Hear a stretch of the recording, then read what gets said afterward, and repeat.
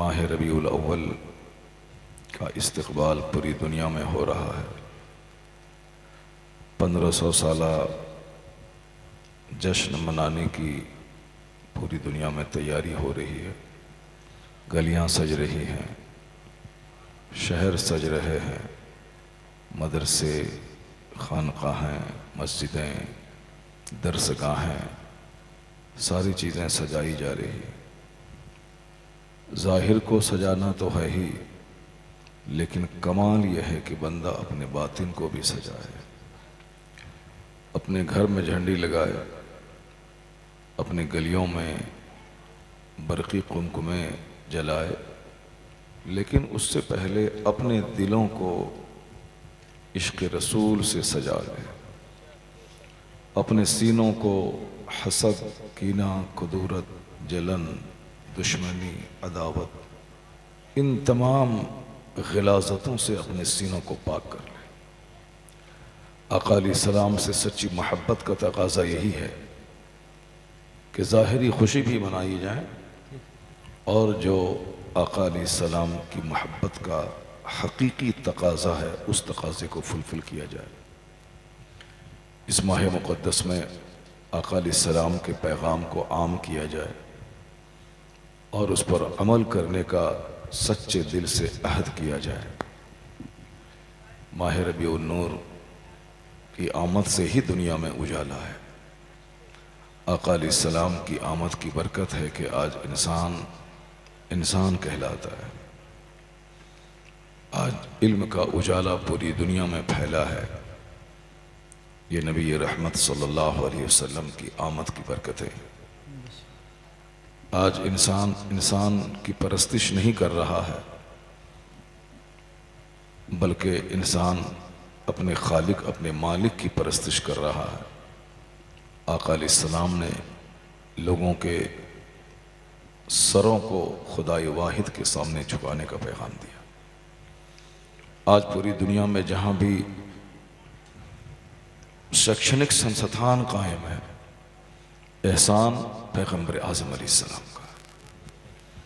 आज पूरी दुनिया में जहाँ भी डेमोक्रेसी, जमहूरियत कायम है, ये एहसान नबी रहमत सल्लल्लाहु अलैहि वसल्लम का। हुजूर की आमद से पहले बादशाह की पूजा होती थी।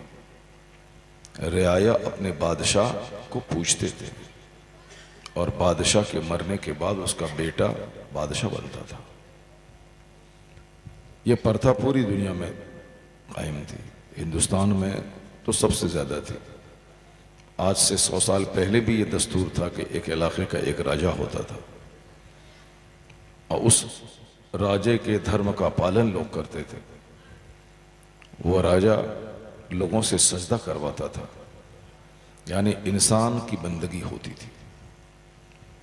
आका अलैहिस्सलाम दुनिया में तशरीफ लाए, इस गलत रीति रिवाज का खात्मा कर दिया। सुभान अल्लाह। आज पूरी दुनिया में कहीं किसी बादशाह की पूजा नहीं होती, चाहे अमेरिका हो, चाहे मलेशिया हो, चाहे इंडोनेशिया हो, चाहे हिंदुस्तान क्यों ना हो, कहीं भी इंसान की पूजा, किसी बादशाह की पूजा नहीं होती। इस गलत रीति का खात्मा रहमत दो आलम सल्लल्लाहु अलैहि वसल्लम ने कर दिया।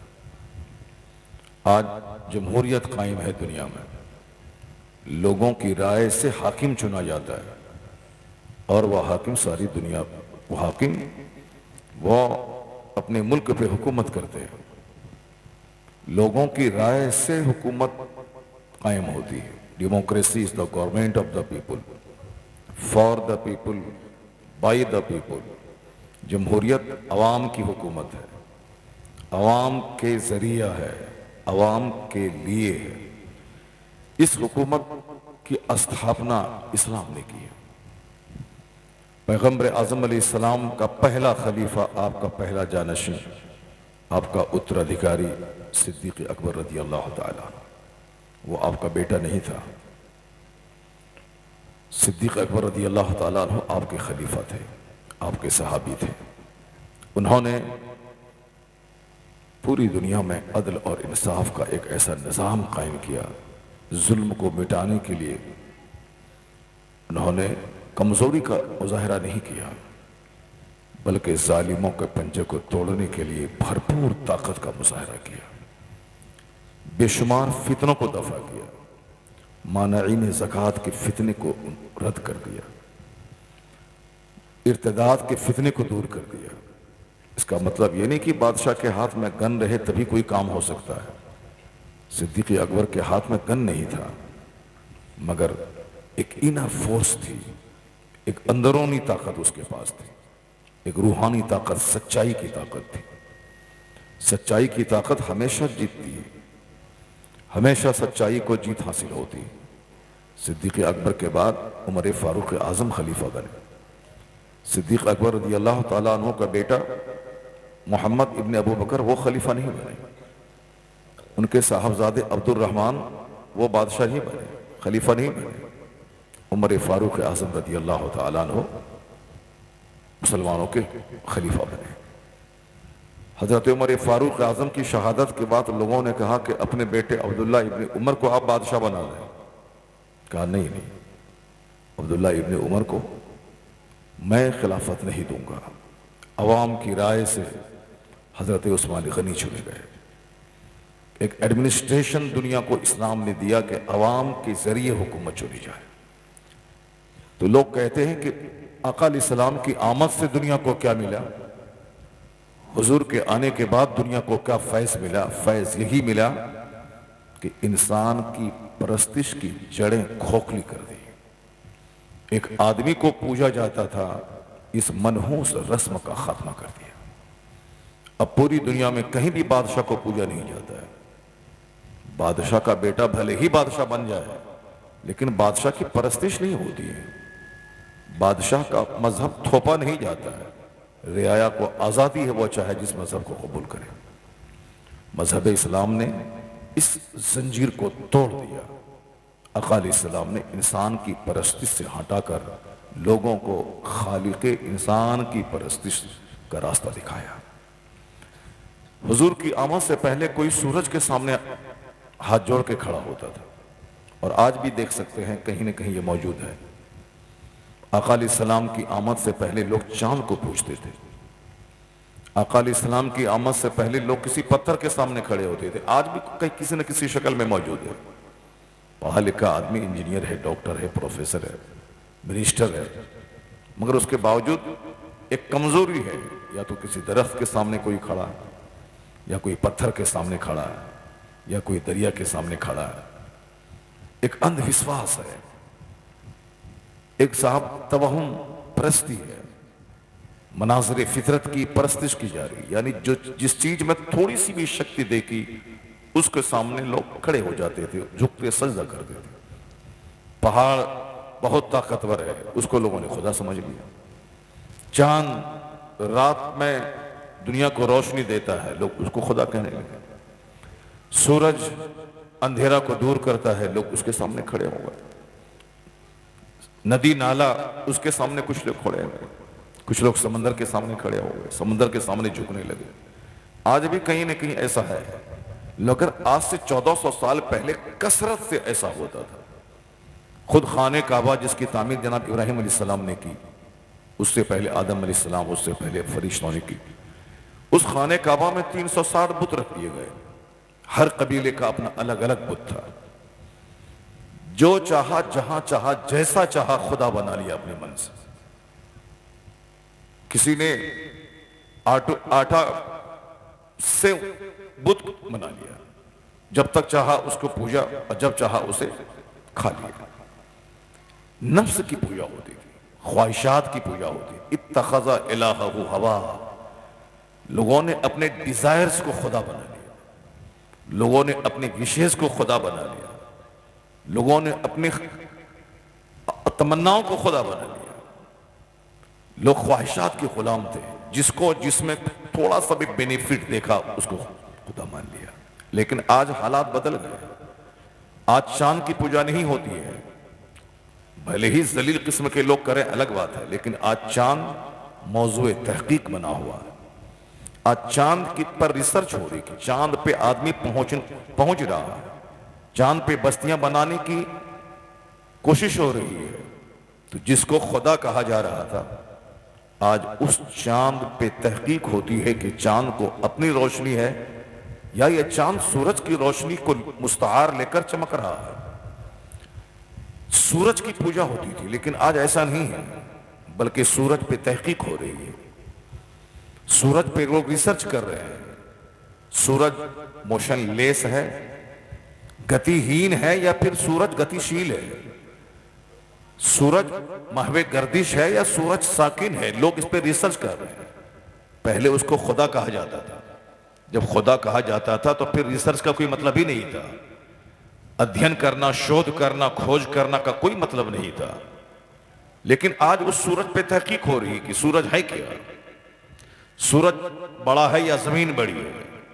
आज रिसर्च करने वालों ने बताया कि ये आसमान का सूरज जमीन से करोड़ों गुना ज्यादा बड़ा है, जो हमारी निगाहों के सामने देखने में एक फुटबॉल गेंद जैसा लगता है, लेकिन वो जमीन से 1000 गुना नहीं, करोड़ों गुना ज्यादा बड़ा है वो सूरज।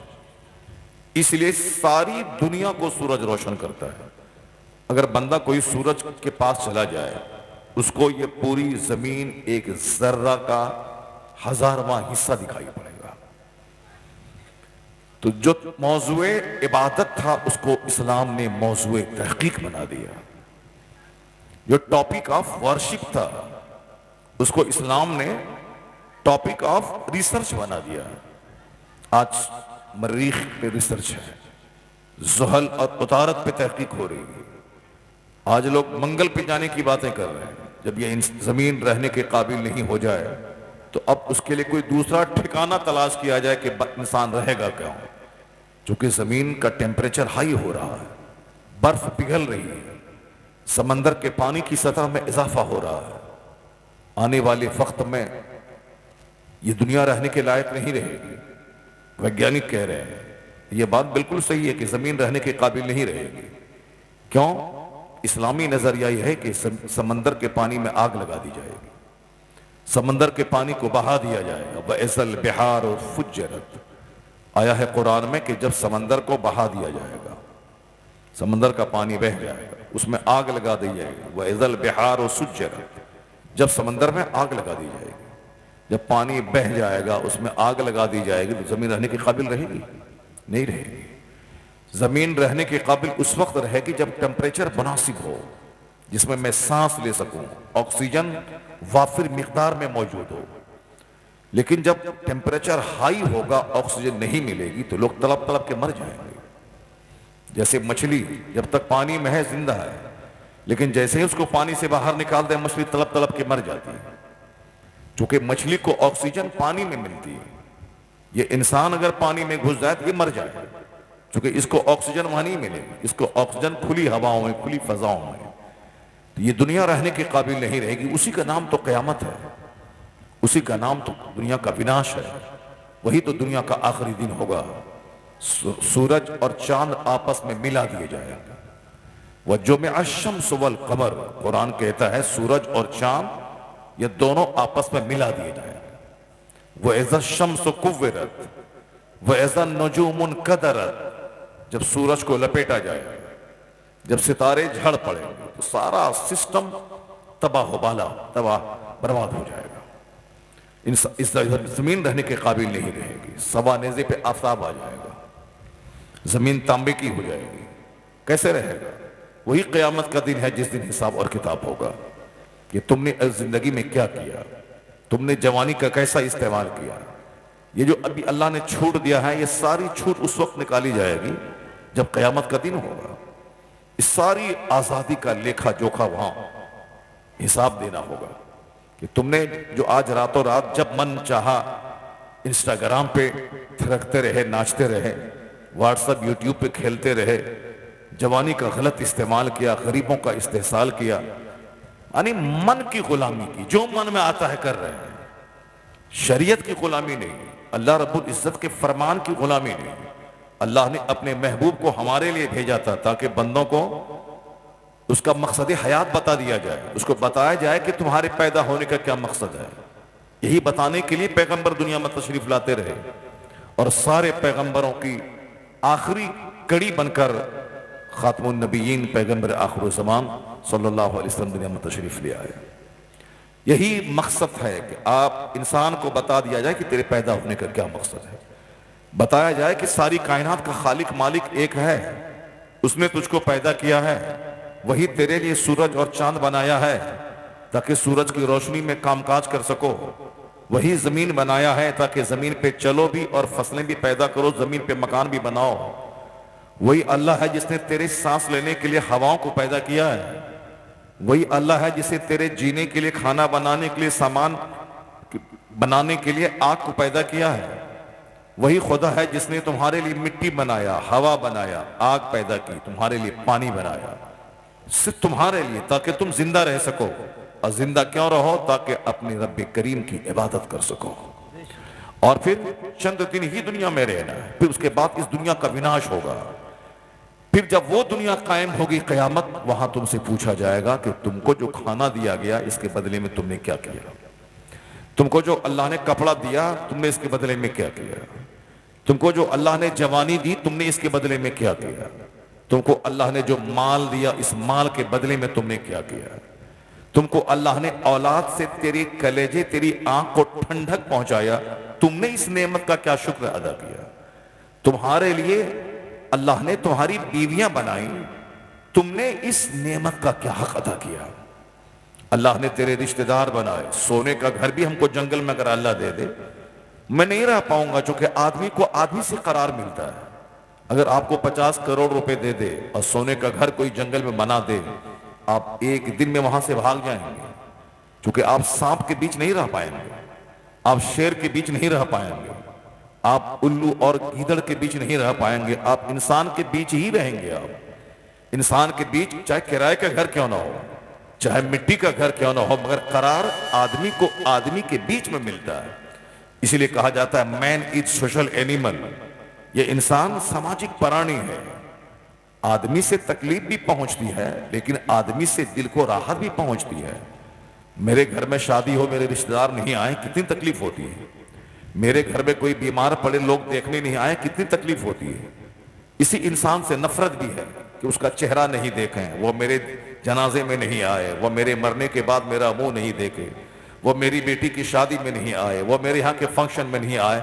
ये सारी चीजें चलती हैं लेकिन उसके बगैर काम भी नहीं चलता। इंसान के बगैर बंदा जी नहीं पाएगा। सोने का महल जंगल में काटने दौड़ता है, किराए का घर भी आदमी को सुकून और करार देता है, क्योंकि इंसान को इंसान से राहत है। तो पूछा जाएगा कि तुम्हारे कुंबे, तुम्हारा कुंबा, तुम्हारा परिवार था, इसके इस नेमत का तूने क्या हक अदा किया। ये जो हम लोग अपने मन के मुताबिक जी रहे, कौन मौलाना कौन मौलवी, जो जैसे चाहो जियो, जो मन में आ रहा है करो, जो जबान पे आ रहा है बोलो, जैसे जीना है जियो। ये अल्लाह ने फ्रीडम, आजादी दी है ताकि तुम जैसे चाहो जियो। अमल माशीत, हदीस में आया है कि do what do you want, करो जो तुम्हारे मन में आता है, अलबत्ता याद रखना जैसा करोगे वैसा अंजाम भुगतने के लिए तैयार रहना, क्योंकि तुम अपनी मर्जी से नहीं पैदा हुए, तुझको अल्लाह ने पैदा किया। तेरी बुनियाद बहुत कमजोर है। एक नापाक कतरा जो बाप की शर्मगाह से निकलकर मां के यूटेरस बच्चादानी में पहुंचता है, उसी नापाक कतरे से तुम पैदा हुए हो। इस बात को कभी मत भूलना। मां का माहवारी खून रोक कर मां की बच्चादानी में तेरी ग़िज़ा का इंतजाम किया गया, इस बात को मत भूलना। अल्लाह ने कुरान शरीफ में कई जगहों पे हमारी पैदाइश का जिक्र किया है। फलयंजुरिल इंसानु मिम्मा खुलिक़ मिन माइन दाफ़िक़ यख़रुजु मिन बैनि सुल्बि वत्तराइब इन्नहु अला रजइही लक़ादिर। क्योंकि बंदा गौर व फिक्र नहीं करता है, सोचता नहीं है, इसीलिए सोचता है कि बस ऐसे ही खा पी के मर जाएंगे, मरने के बाद सड़ जाएंगे, कोई हिसाब किताब नहीं होगा, वहां कोई पूछ नहीं होगी कि तुमने दुनिया में किस तरह की जिंदगी गुजारी। क़यामत की निशानी है कि आखिर जमाने में लोगों की अक्लें छीन ली जाएंगी, लोग पागल की तरह करेंगे जैसे अभी लोग पागल की तरह कर रहे हैं। न खाने का कोई उसूल है, न सोने का कोई उसूल है, न जागने का कोई उसूल है। अपने मन के हिसाब से जो चाहा खाया, जब चाहा सोया, जब चाहा जागा, जब चाहा जैसा चाहा किया। शादी में 70 साल की औरतें नाच रही हैं, ये क्या तमाशा है साहब। लोग पानी कम पी रहे हैं, शराब ज्यादा पी रहे हैं, ये क्या तमाशा है। एक मालदार आदमी 10,000 आदमी को खाना खिला रहा है वलीमा में, मेरे जैसा गरीब आदमी भी उसका मुकाबला करने के लिए भीख मांग के 5,000 आदमी को वलीमा खिला रहा है, क्या मतलब है? यानी बंदा ये नहीं सोचता है कि उसके मालदार है, उसके पास दौलत है, वो दौलत का इस्तेमाल करके उन्होंने वलीमे में 5,000 आदमी को खाना खिला दिया। मैं गरीब आदमी हूं, मैं क्यों नहीं मस्जिद में 5 आदमी के बीच में अपनी बेटी का निकाह कर दूं? मैं गरीब आदमी हूं, मैं क्यों नहीं बस सिंपल सादे ढंग से मैं अपने बच्चे की शादी कर दूं? नहीं, एक मुकाबला करना है, उसके कपड़े का मुकाबला, उसकी गाड़ी का मुकाबला, उसके घर का मुकाबला। वो शादी में 50 स्कॉर्पियो लेके गया है तो हम भी लेके जाएंगे। वो घर बनाया है, उसमें इंटीरियर डेकोरेशन किया है तो हम भी करेंगे। वो अपने घर में झूमर लगाया है तो हम भी लगाएंगे। वो अपने घर में सोफा लगाया है तो हम भी लगाएंगे। चाहे पैसा रहे ना रहे, चाहे इंस्टॉलमेंट पे लाना हो, मगर सामान लाना है। वो घर में एसी लगाया है तो हम भी लगाएंगे। ये नहीं जानता कि सबका चेहरा अलग अलग है, सबकी आंखें अलग हैं, सबकी जबान अलग है, सबकी नाक अलग है, सबकी हाइट अलग है, सबका रंग, सबका कलर अलग है, सबका खानदान अलग है, सबकी नस्ल अलग है। जब अल्लाह ने सबको अलग अलग बनाया है तो अल्लाह ने किसी को मालदार बनाया है, अल्लाह ने किसी को गरीब बनाया है, अल्लाह ने किसी को खूबसूरत बनाया है, अल्लाह ने किसी को बदसूरत बनाया है। ये अल्लाह रब्बुल इज्जत की कुदरत की निशानी है। वमीन आयाती खल्कुस समावाति वल अर्द वख्तिलाफु अलसिनतिकुम व अलवानिकुम। कुरान में आया है कि अल्लाह की कुदरत की निशानी है। अल्लाह ने आसमान पैदा किया बगैर खंबे के, अल्लाह ने जमीन पैदा की, अल्लाह ने मुख्तलिफ रंग के इंसान पैदा किए, अल्लाह ने मुख्तलिफ जबान बोलने वाले इंसान को पैदा किया। एक आदम की औलाद है, हजारों जबान लोग बोल रहे हैं। एक आदम अलैहिस्सलाम की औलाद है इंसान। आदमी का मतलब आदम से आदमी है। आदम अलैहिस्सलाम की औलाद है सारे आदमी। तो आदम अलैहिस्सलाम एक हैं, लेकिन उनकी औलाद हजारों जबान बोली। कोई फ्रेंच, कोई डच, कोई लैटिन, कोई इंग्लिश, कोई कन्नड़ा, कोई मलयालम, कोई तेलुगु, कोई गुजराती, कोई असमिया, कोई कश्मीरी, कोई हिंदी, कोई संस्कृत। बेशुमार जबानें हैं, डिफरेंट लैंग्वेजेस। एक बाप की औलाद डिफरेंट लैंग्वेजेस। एक बाप की औलाद कई कलर की, यानी कोई गोरा, कोई पीला, कोई साफ बिल्कुल प्योर व्हाइट, कोई गंदमी रंग का, और कोई नाटा, कोई ठगना, कोई बहुत लंबा, कोई मोटा। ये एक बाप की औलाद, ये अल्लाह की कुदरत की निशानी है कि वो अल्लाह कितना अजीम है जो एक बाप एक माँ से हजारों जबान बोलने वाली औलाद पैदा कर दी है। एक माँ एक बाप से हजारों रंग के लोगों को अल्लाह ने पैदा कर दिया। वमीन आयात ही, ये अल्लाह रब्बुल इज्जत की निशानियां हैं, उसकी कुदरत की निशानियां हैं कि मुख्तलिफ जबान मुख्तलिफ रंग के लोगों को पैदा किया। वो अल्लाह है जो बगैर खम्बे के आसमान पैदा किया। अल्लाह चाहे तो आसमान जमीन पे गिर जाए, सारे लोग पिस जाएं।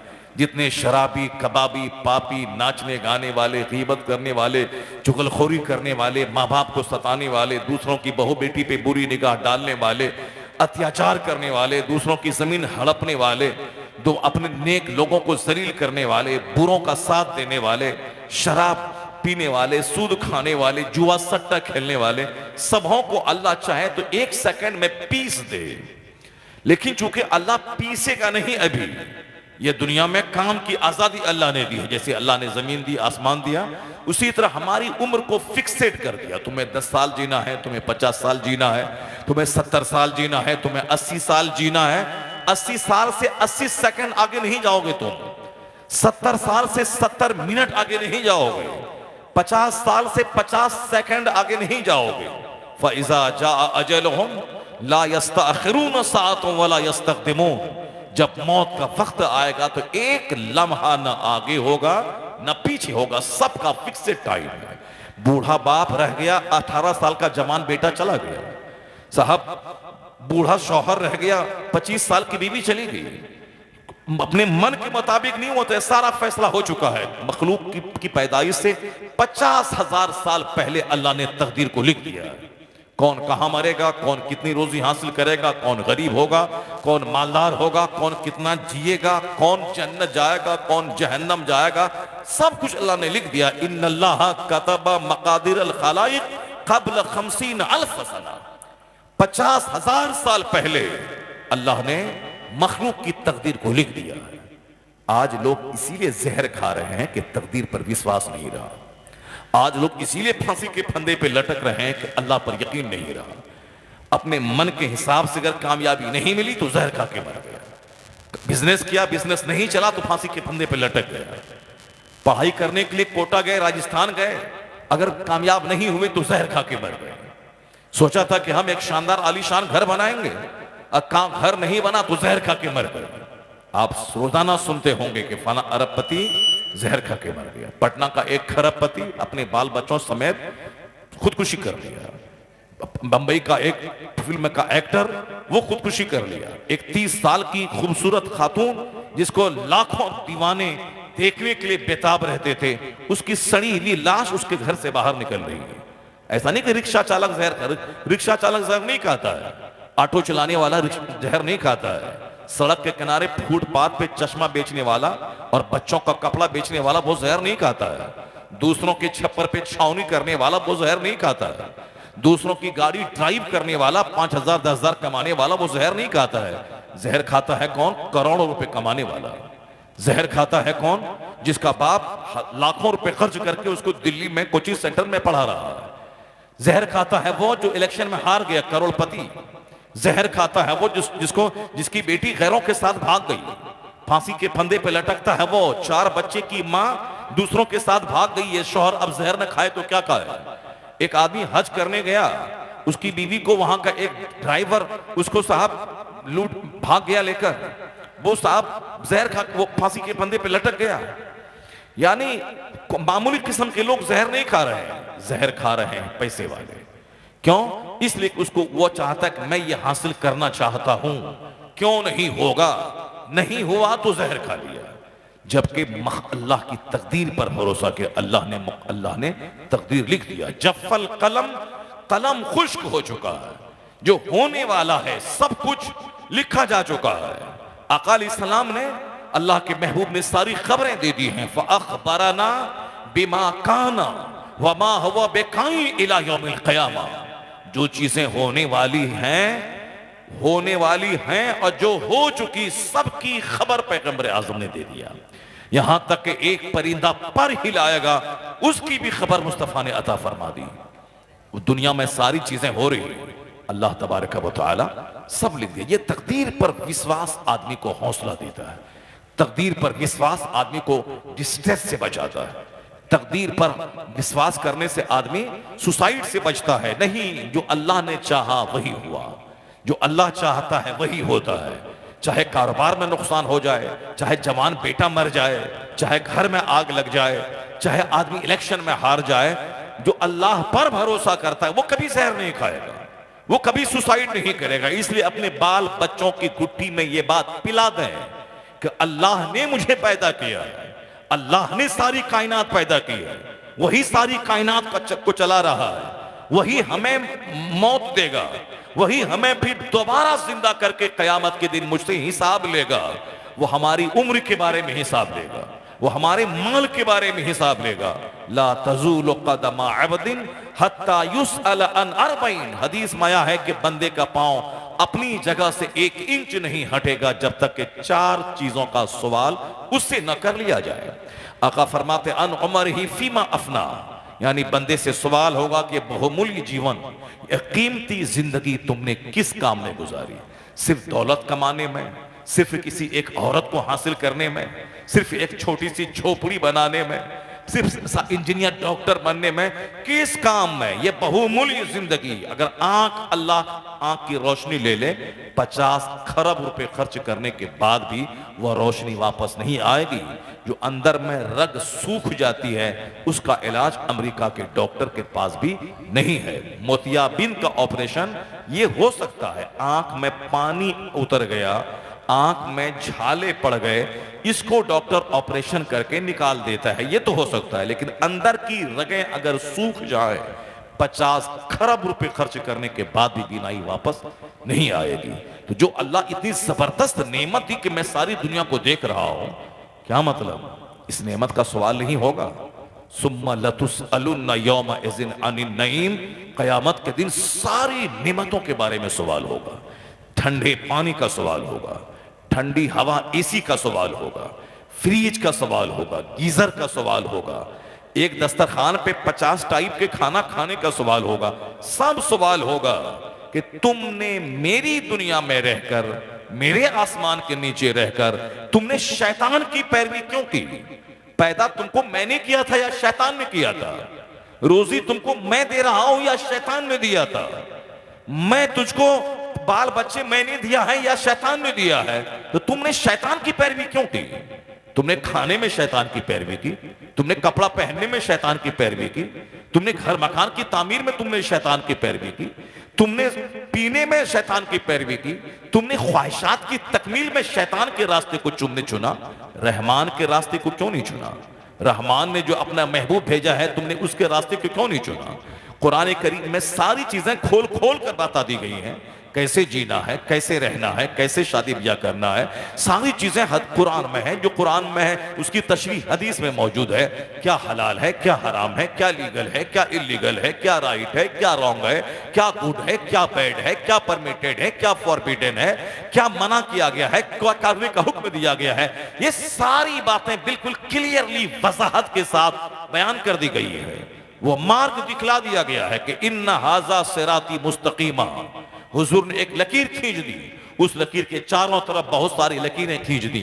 आका फरमाते हैं इन सारी लकीरों पे शैतान बैठा है और ये है सीधा रास्ता, मेरा रास्ता। इन्ना हाजा सिराती मुस्तकीमा, ये मेरा सीधा रास्ता है। इस शैतान के रास्ते पे मत चलना, इस सीधे रास्ते पे चलना। यहां अक्सर लोग शैतान के रास्ते पे चल रहे हैं। शैतान ने जो पढ़ाया है वही पढ़ रहे हैं। ये बताइए कि शराब पीने से लंग्स खराब होता है, शराब पीने से आदमी की अक्ल खराब होती है, शराब पीने से एक आदमी अपनी बीवी और अपनी मां में फर्क पैदा करना छोड़ देता है। एक शराबी हराम और हलाल की तमीज खो बैठता है। शराबी पेशाब और शरबत का फर्क मिटा देता है। शराबी भूल जाता है कि मैं क्या कर रहा हूं, मुझे क्या करना चाहिए। लेकिन उसके बावजूद लोग पानी से ज्यादा सस्ती शराब को बना दिया। अगर शराब पर किसी गवर्नमेंट ने पाबंदी लगा दी है, अब चोरी छुपे शराब पी रहा है। बिहार में गवर्नमेंट ने शराब पर पाबंदी लगा दी।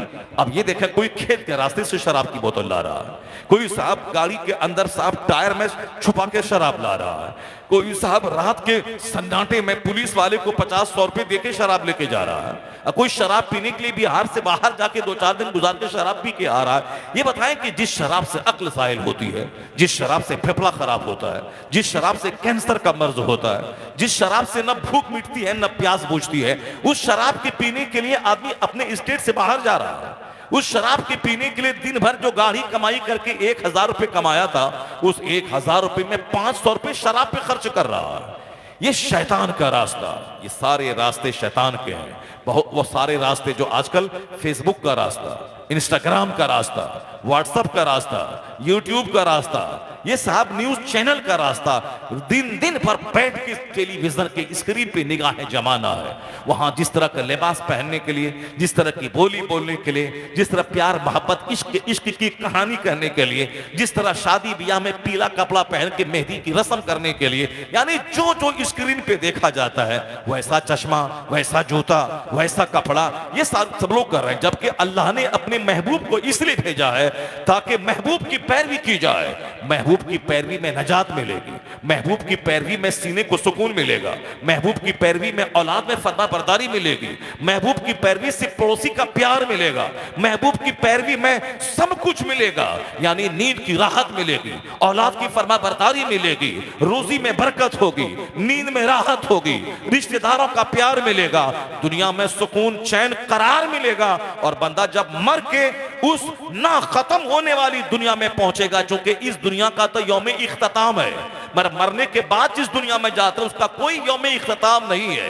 वो एंडलेस लाइफ है जहां खरबों अरबों महासंख्यों साल रहना है। तो दुनिया का करार भी मुस्तफा की गुलामी से मिलता है और मरने के बाद की जन्नत भी मुस्तफा की पैरवी में अल्लाह ने रखा। नारे तकबीर, नारे रिसालत, मसलके आला हजरत, पैगाम मुस्तफा कॉन्फ्रेंस, अल्लामा डॉक्टर शहरियार रजा कादरी। आका अलैहिस्सलाम की दुनिया में आने का मकसद ही यही है कि बता दिया जाए कि तेरे पैदा होने का क्या मकसद है, क्यों बनी है यह जमीन, क्यों बना है यह आसमान, क्यों बने हैं ये सूरज और चांद, क्यों तुम मर जाता है, मरने के बाद क्या होता है, तेरी मर्जी के खिलाफ काम होता है। आखिर वह कौन है जो अपनी मर्जी चलाता है?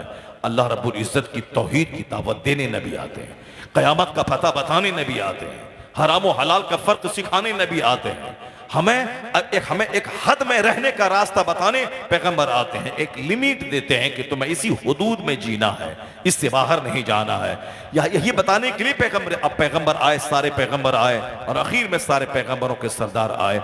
अब इसके अलावा अब कोई दूसरा पैगंबर क़यामत तक नहीं आने वाला है, अब कोई नया नियम नहीं आने वाला है, जीने की कोई नई थ्योरी नहीं आने वाली, अब कोई और दूसरा पैगाम लेके पैगंबर नहीं आने वाले हैं। अब उसी पैगंबर का कलमा आम करना होगा, उसी पैगंबर की तालीमात को आम करना होगा। ये उलमाए कराम की जिम्मेदारी है कि मुस्तफ़ा की तालीमात को आम करें, क्योंकि इससे बेहतर तालीम कोई हो ही नहीं सकती है, इससे बेहतर सिस्टम कोई दे ही नहीं सकता है, इससे जबरदस्त मार्गदर्शन कोई हो ही नहीं सकता है। चाहे दुनिया का कोई वैज्ञानिक 1000 साल तक दिमाग जला के वो जो चाहे कि मैं मुस्तफा के तरीके से सुपीरियर तरीका मैं दुनिया को दे दूं, इट कांट, ऐसा कभी नहीं हो सकता है, क्योंकि पैगंबर आखिर ज़मान बन के मुस्तफा आ गए। अब इसके बाद कोई नबी नहीं आएगा, इसलिए जीने का जो सबसे सुपीरियर मेथड हो सकता है वह मेथड लेके मुस्तफा आ गए। जिस सबसे जबरदस्त नुस्खे कीमिया लेकर कुरान करीम लेके मुस्तफा आ गए। अब कोई दूसरी किताब नाजिल नहीं होगी। वह तौरेत के मानने वालों ने तौरेत में तहरीफ कर दी, इंजील के मानने वालों ने इंजील में तहरीफ कर दिया, जबूर के मानने वालों ने जबूर का प्रोटेक्शन नहीं किया, उसमें अपने मन से अपनी बातें घुसेड़ के उसको बदल दिया। लेकिन कुरान करीम लेकर मुस्तफा आया है। अब दुनिया की कोई ताकत कुरान करीम के हर्फ को बदल नहीं सकती है। बदलने वाला वह खुद मुक्की खाएगा, बदलने वाला वो खुद जलील और रुस्वा हो जाएगा, क्योंकि अल्लाह ने कुरान की हिफाजत का जिम्मा लिया है। इसलिए दुनिया की कोई भी ताकत कुरान में तहरीफ नहीं कर पाएगी, चाहे बड़ा से बड़ा स्कॉलर हो, बड़ा से बड़ा वैज्ञानिक हो। कोशिशें बेशुमार हुई हैं, मगर सबको मुंह की खानी पड़ी है। अमेरिका जलील हुआ है, उन्होंने एक किताब लिखवाई थी अपने बड़े बड़े स्कॉलर के जरिया, ताकि लोग कुरान छोड़कर ये किताब पढ़े, लेकिन वो किताब हवा हो गई, लोगों ने इसे थूक दिया। नहीं, अगरचे बहुत खूबसूरत जबान इस्तेमाल की गई थी, बहुत खूबसूरत जबान इस्तेमाल की गई थी, मगर लोगों ने उसे नकार दिया। क्यों? दिल बदलने वाला अल्लाह है, दिमाग में बात डालने वाला अल्लाह है, कुरान की हिफाजत का जिम्मा अल्लाह ने लिया है। ना कोई अरबी दाई से बदल सकता है, ना कोई अंग्रेजी का एक्सपर्ट इसमें कोई चेंजिंग कर सकता है, नहीं, बल्कि अल्लाह ने कुरान पाक को याद करना इतना आसान बना दिया है कि करोड़ों की तादाद में मुसलमानों के बच्चे हैं जो पूरा कुरान जबर जेर के साथ अपने सीने में उसे महफूज कर लिया है। लोगों ने प्रेस के कुरान को लोगों ने जला दिया। अभी भी अमेरिका का एक जानवर, उन्होंने कुरान पाक को जलाने की कोशिश की, कहा इस किताब से फितना पैदा होता है, वो अपने यहां का मंत्री कहलाता है, लेकिन हमारी निगाह में वो जानवर और कुत्तों से बदतर है। वो क्या समझा कि कुरान की एक प्रति जला देंगे तो कुरान पाक दुनिया से खत्म हो जाएगा। उस खसीस और रजील को मालूम नहीं है कि अगर कुरान के जितने नुस्खे दुनिया में प्रेस से छपे हैं, सारे नुस्खों को मिटा दे, उसके बाद भी कुरान करीम मिटेगा नहीं। क्यों? कुरान पाक किताब की शक्ल में प्रेस से छप के जो नुस्खे मौजूद हैं, उससे ज्यादा नुस्खा अल्लाह ने मुसलमानों की सीने में महफूज फरमा दिया। करोड़ों बच्चे मुसलमानों के हैं जो पूरा कुरान गेट बाई हार्ट कर लिया है। वो फिर उसी अपनी याकाश्त से कुरान पाक को दोबारा उसे प्रिंट करके प्रेस से छपवा सकता है। अल्लाह ने कुरान पाक की हिफाजत का जिम्मा लिया है। अब कोई ताकत इसको मिटा नहीं पाएगी, चाहे कोई डेनमार्क वाला कोशिश करे, चाहे अमेरिका वाला कोशिश करे, चाहे हिंदुस्तान के चंद शरीर बेलगाम बदतमीज कोशिश करें, हम कुरान पाक की तालीम को बंद कर देंगे। तुम मदरसे में ताला लगा सकता है, तुम मदरसे को बंद कर सकता है, लेकिन इस्लामी तालीमात को बंद नहीं कर पाएगा। तुम माइक पे पहरा लगा सकता है, लेकिन इस्लामी आवाज को दबा नहीं सकता है। माइक बंद हो जाए मगर तसदाए तकबीर को दबा नहीं पाएगा, कुरान पाक की तालीम को दबा नहीं पाएगा। इसलिए ताला लगाना छोड़ दे। कुरान पाक में जो पैगाम है, इस पैगाम को आम कर। तुमने शराब मिटाने की कोशिश की, लेकिन शराब नहीं मिटा पाए। तुमने शराब मिटाने की कोशिश की, नहीं मिटा पाए। शराबी बढ़ते चले गए। अब कम से कम इस्लामी कानून को तो नाफिज कर दे। अगर इस्लामी कानून नाफिज हो गया, इस्लाम का पैगाम नाफिज हो गया, तो शराब उसी तरह बंद हो जाएगी। जिस तरह मक्का के लोग शराब पीते थे, इस कदर शराब पीते थे कि पानी से ज्यादा शराब पीते थे, उनके मुंह में हमेशा शराब रहती थी। लेकिन इस्लाम ने दिल बदल दिया, मुस्तफा की सोहबतों ने सोच बदल दी। आका करीम अलैहिस्सलाम ने उसी अरब के जंगलियों को, उस अरब के बद्दुओं को, उस अरब के शराबियों को इस तरह उसके जीने का अंदाज बदल दिया कि जैसे कहा कि शराब पीना हराम है, लोगों ने शराब के मटके तोड़ डाले, लोगों ने शराब के जाम तोड़ डाले। जिसने मुंह में तक शराब ले गया था वहीं से उल्टी कर दी। गिलास में शराब थी, गिलास को उठा के फेंक दिया, क्योंकि मुस्तफा ने दिल बदल दिया। अब जब दिल में अल्लाह का डर बैठा दिया, तुझे कहा अल्लाह का पैगाम है कि अब शराब पीना हराम है, लोगों ने हाथ के गिलास फेंक डाले, मटके तोड़ डाले। आया है किताबों में कि मदीने की गलियों में इस तरह शराब बह रही थी नालियों में, जिस तरह बरसात के जमाने में नालियों में पानी बहा करता है। इसे जबरदस्ती शराब नहीं रुकेगी, डंडे से शराब नहीं रुकेगी। शराब को रोकने के लिए दिल बदलना होगा, सोच बदलना होगा, जहनियत बदलनी होगी, अल्लाह का डर बिठाना होगा। अगर बंदा सिर्फ हाकिम से डरता है तो हाकिम जब तक सामने है तब तक वो शराब से बचेगा, लेकिन हाकिम नहीं है वो बंद कमरे में शराब पिएगा। बंदा जब तक पुलिस से डरता है, पुलिस सामने है, शराब नहीं पिएगा, लेकिन पुलिस सामने से हट गई ये तन्हाई में शराब पीने लगेगा। दिन के उजाले में पुलिस से डरते हुए, पुलिस के अमलों से डरते हुए, हाकिम से डरते हुए, कोर्ट कचहरी से डरते हुए, समाज के लोगों से डरते हुए शराब पीना छोड़ देगा। लेकिन रात के सन्नाटे में जहां न पुलिस है, न हाकिम है, न बाप है, न भाई है, न समाज के लोग हैं, वहां तो वह पिएगा। इस्लाम ने यही कारनामा अंजाम दिया है कि इस्लाम ने सोच बदल दी है कि आदमी के दिल में अल्लाह का डर बिठा दिया है कि मेरा रब है जो मुझे पैदा किया है, वो हमको देख रहा है, वो हर स्याह सफेद को देखता है, वो उसको न नींद आती है न ऊंग आती है। अल्लाह ला इलाहा इल्ला हुवल हय्युल क़य्यूम ला ताख़ुज़ुहु सिनतुम वला नौम। कुरान की सबसे बड़ी आयत ये आयतुल कुर्सी, जिसमें कहा गया वो अल्लाह को न नींद आती है न ऊंग आती है। वही है जो सारी कायनात को संभाले हुआ है, उसके लिए जमीन आसमान के निजाम को संभालना कोई मुश्किल नहीं है। वला यऊदुहु हिफ्ज़ुहुमा व हुवल अलीयुल अज़ीम। वही है बुलंद वाला, वही अजमत वाला रब है, यानी वही रब है जिसने मुझको पैदा किया है। मैं 50 मंजिला होटल में रहूं, या मैं झोपड़ी में रहूं, या मैं बांस के खेत में रहूं, या मकई के खेत में रहूं, या धान के खेत में रहूं, या मैं दिन के उजाले में रहूं, या रात के सन्नाटे में रहूं, इस्लाम इसी सोच को पैदा करना चाहता है कि तेरा खुदा तुझको देख रहा है। वल्लाहु बिमा तामलूना खबीर। जो कुछ तू करता है अल्लाह देखता है। यही फिक्र मुस्तफा ने लोगों के दिल में बिठा दिया, और जब बिठा दिया फिर वही हुआ। दिन के उजाले में शराब पीने वाला वह रात के सन्नाटे में भी शराब छोड़ दिया, दिन के उजाले में ज़िना करने वाला वह रात के अंधेरे में भी ज़िना करना छोड़ दिया। और फिर जो खुद सर से लेके पांव तक गुनाहों में डूबा था, अब वह गुनाहों को मिटाने का प्रचारक बन के सामने आ गया। कहा गया खुद न थे जो राह पर औरों के हादी बन गए। क्या नजर थी जिसने मुर्दों को मसीहा कर दिया। वो अरब जो रास्ते पे नहीं थे, वो अरब जो रास्ते पे नहीं थे, वो अरब जो जंगली थे, वो अरब जो मर्डरर थे, वो अरब जो हत्यारा था, वो अरब जो प्रतिज्ञा भंग करने वाला था, वो अरब अंदर से बाहर से पूरी दुनिया के लिए मॉडल कैसे बन गए।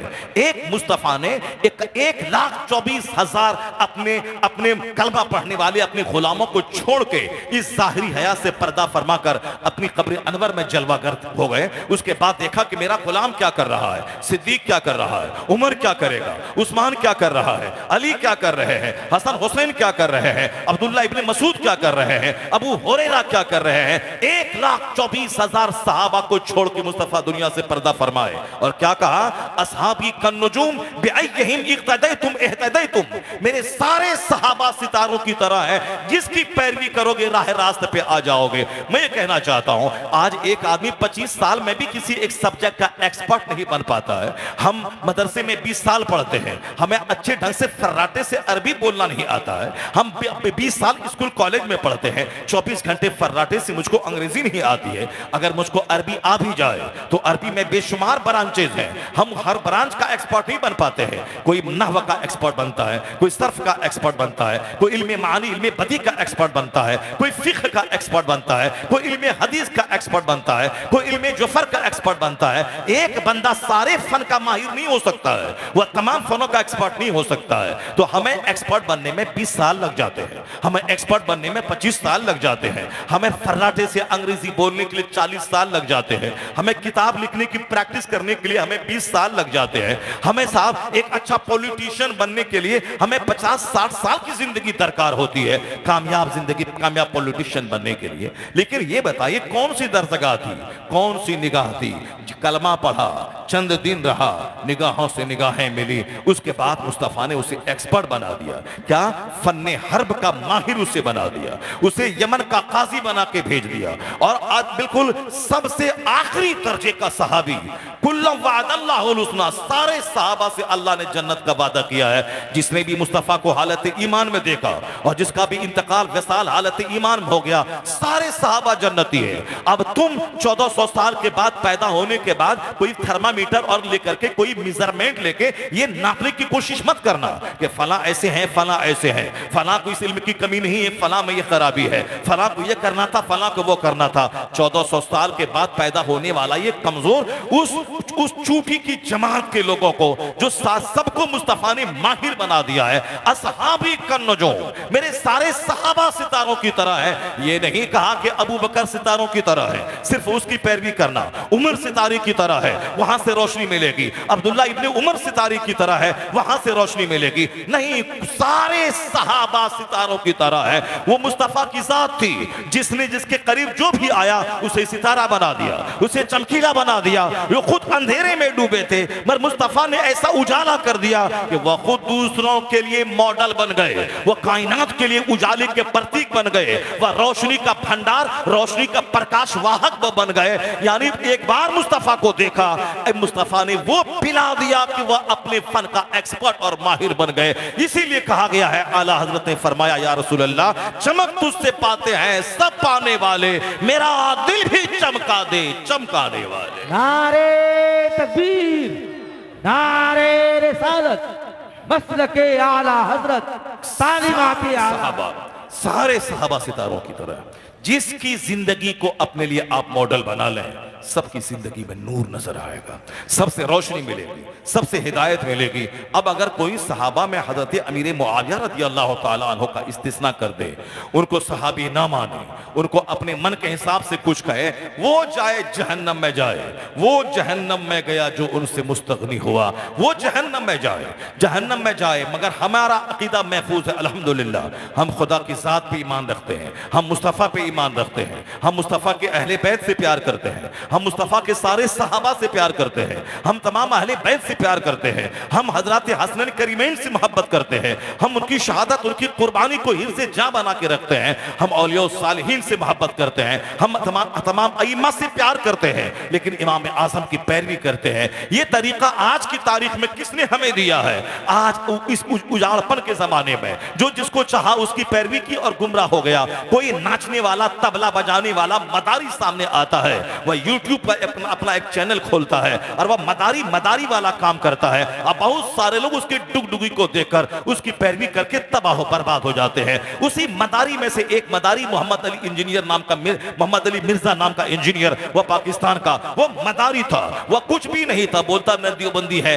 न बरेलवी है, न कादियानी है, न शिया है, न सुन्नी है, यानी एक अलग ही फिक्र दुनिया में आम कर रहा था। पूरे हिंदुस्तान पाकिस्तान के हजारों लाखों लोग उसका फॉलो कर रहे थे। वो कभी पैगंबर के खिलाफ बोल रहा है, कभी सहाबा के खिलाफ बोल रहा है, कभी गौसे आजम के खिलाफ बोल रहा है, कभी तरावी की नमाज के खिलाफ बोल रहा है, कभी अजान के खिलाफ बोल रहा है। अब उसके फॉलोवर हिंदुस्तान में लोग हो गए। लोग हिंदुस्तान उसकी चिकनी चपड़ी बातों को सुन, डुगडुगी बजाता है, मदारी जैसी बातें करता है, लोग मान रहे हैं। अल्हम्दुलिल्लाह इस सदी में जहां बेशुमार मदारी मौजूद है, हमारे दीन का डाका डालने वाले, मुस्तफा ने क्या कहा, ये सीधी लकीर है, यहाँ ये रास्ते, बहुत सारे रास्ते निकले हैं, हर रास्ते पे है शैतान। किसी रास्ते पे कोई नजदी बैठा है, कोई वहाबी बैठा है, कोई देवबंदी बैठा है, कोई कादियानी बैठा है, कोई नेचरी बैठा है, कोई चकरालवी बैठा है, कोई मदारी बैठा है, कोई अहले कुरान बैठा है, कोई अहले हदीस बैठा है। यानी हर रास्ते पे ये बीच का सीधा रास्ता मसलके अहले सुन्नत व जमात का रास्ता है, यही है जन्नत का रास्ता।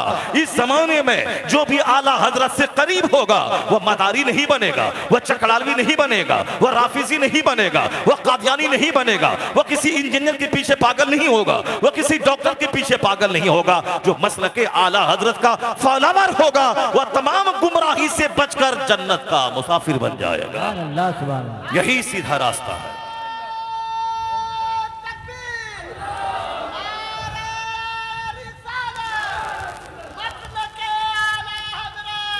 चूंकि आला हजरत के मसलब में सहाबाए कराम का जो मकाम है वही मकाम देना है। अहले बैत से जैसे प्यार करना है वैसे ही प्यार करना है। हजरत मीर मुआविया रज़ियल्लाहु ताला अन्हु का जो मकाम है वही मकाम देना है।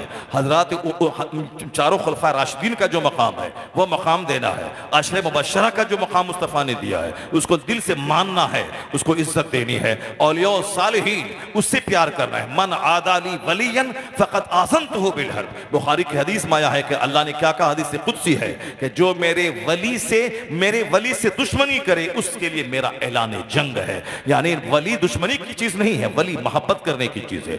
आलिम नफरत करने की चीज नहीं। अल उलमा वरसतुल अंबिया, उलमा अंबिया के नाइब होते हैं। तो आलिमों से नफरत नहीं की जाएगी, आलिमों से मोहब्बत की जाएगी। क्योंकि आलिम अपने बाप की बात नहीं बोलता है, आलिम कुरान बोलता है, आलिम हदीस बोलता है, आलिम औलिया सालिहीन की जिंदगी बयान करता है। आला हजरत फाज़िल बरेलवी का डंका सारी दुनिया में क्यों बज रहा है? उन्होंने अपने बाप की शान में कोई किताब नहीं लिखी, उन्होंने अपने दादा रजा अली खां की शान में कोई किताब नहीं लिखी, जबकि उनका दादा बाकरामत वली थे। उनके वालिद मुफ्ती नकी अली खां हिंदुस्तान के 10 टॉप मुफ्तियों में एक शुमार उनका होता था। आज हिंदुस्तान के हर मोहल्ले हर गली में जो खुतबा इल्मी पढ़ा जाता, अपने बेगाने सब पढ़ते हैं, वो खुतबा इल्मी देने वाले आला हजरत के दादा और दादा का शागिर्द है। आला हजरत फाज़िल बरेलवी के खानदान ने हिंदुस्तान के मुसलमानों के ईमान का तहफ़्फ़ुज़ किया है। तो आला हजरत ने दादा का खुतबा नहीं पढ़ा, आला हजरत ने अपने बाप की शान में किताब नहीं लिखी। 1000 के करीब किताब लिखी। वो किस उन्वान पे लिखी? मुस्तफ़ा की अजमत पे, रिफत मुस्तफ़ा पे, सरकार के इल्म गैब पे, कमालात मुस्तफ़ा पे, इख्तियारात मुस्तफ़ा पे, मौजज़ात मुस्तफ़ा पे, इस्लाम पे होने वाले हमलों का दिफा करने पर जो रजा मुस्तफ़ा के कदमों में अपना सर रख दिया हो और हुजूर पे होने वाले सारे हमलों का दिफा कर रहा हो, इस्लाम की अजमत और खूबी बयान कर रहा हो, सरकार की अजमत का खुतबा पढ़ रहा हो, तो अल्लाह रब्बुल इज्जत ने उस रजा को सौदागरान से उठाया, शोहरत के उस आसमान पे पहुंचा दिया है। आज अमेरिका से लेकर श्रीलंका तक हर जगह रजा रजा का चर्चा हो रहा है। यानी वादी रजा की, कोहे हिमाना रजा का है, जिस समत देखिए वो इलाका रजा का है।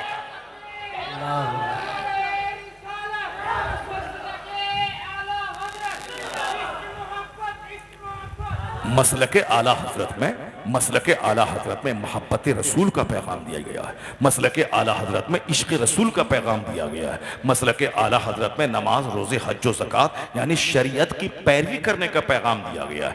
नफ्स की पैरवी नहीं। वो तो बम्बई का कोई दादा होगा, बम्बई का कोई बाबा होगा जो साहब कपड़े में पाखाना करके रास्ते के किनारे सोया रहे।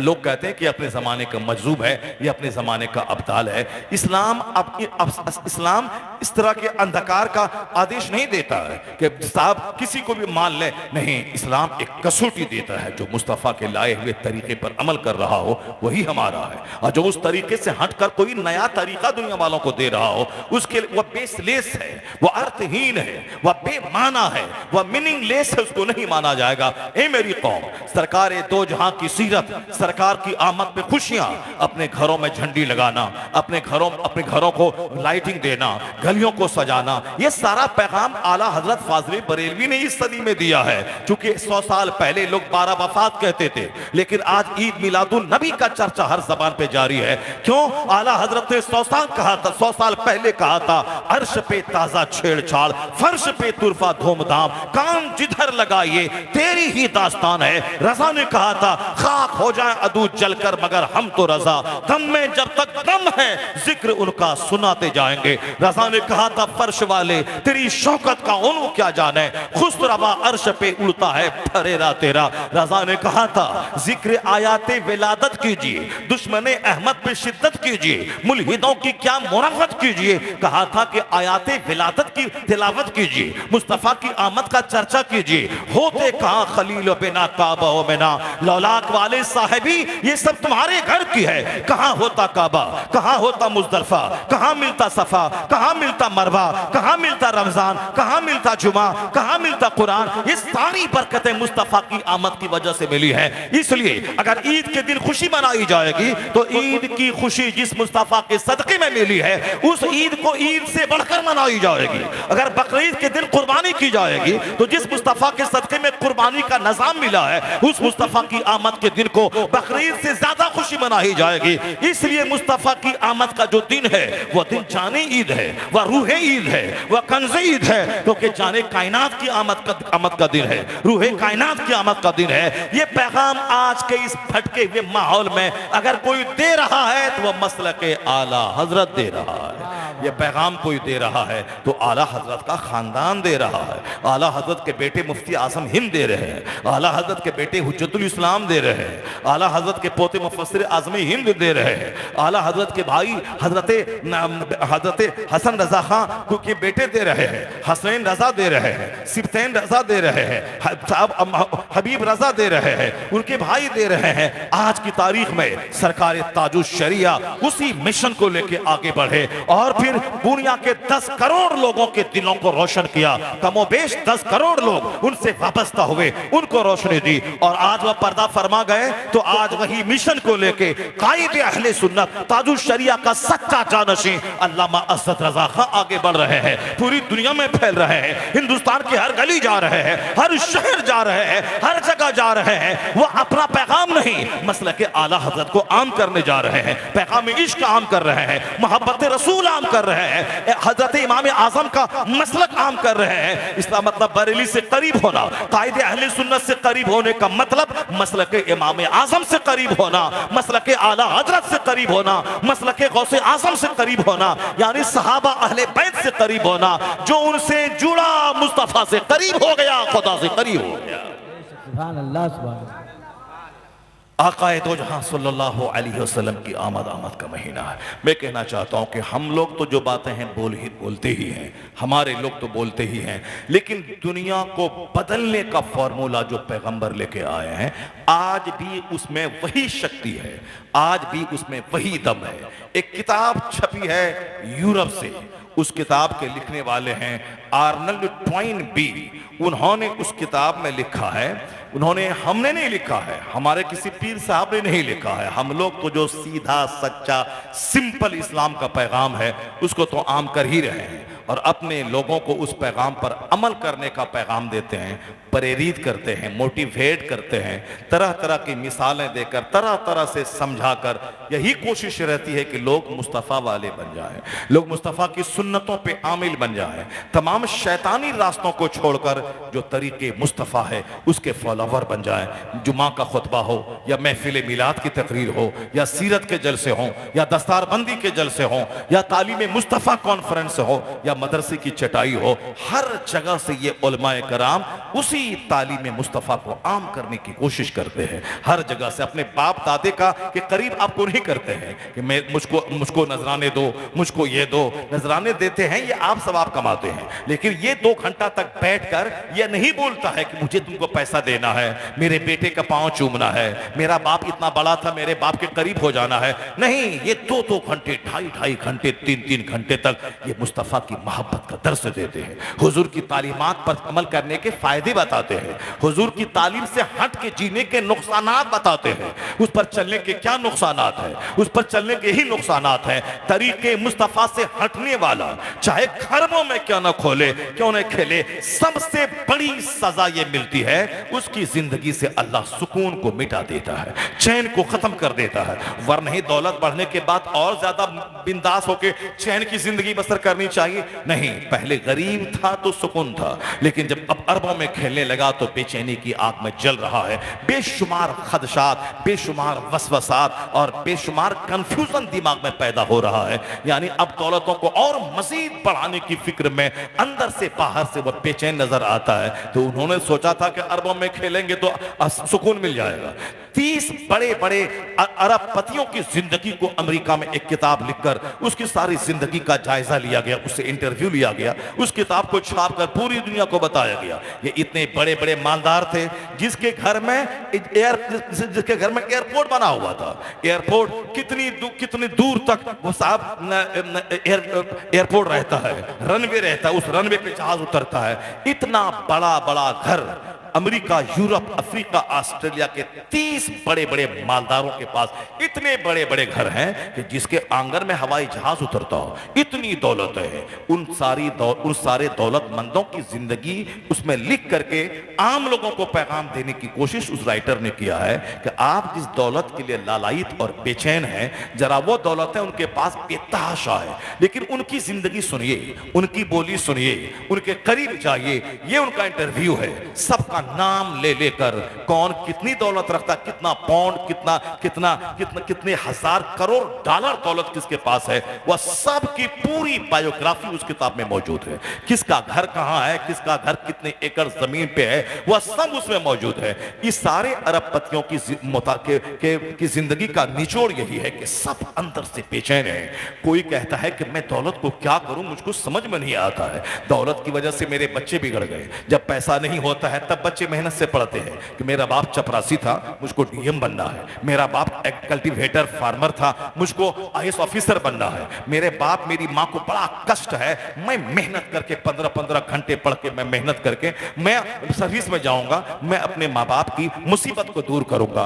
माँ बाप की मुसीबत को देखकर बच्चों को पढ़ने का हौसला मिलता है। वो अपने खानदान का नाम ऊंचा करने का जज्बा लेकर तब वो मेहनत से पढ़ता है। यहाँ नाम भी है, यहाँ शोहरत भी है, यहाँ दौलत भी है, यहाँ खरबों अरबों डॉलर की दौलत है। अब वह क्यों 10 घंटा किताब पढ़ेगा, क्यों दिमाग जलाएगा, क्यों रात के सन्नाटे में बैठकर वो स्टडी करेगा।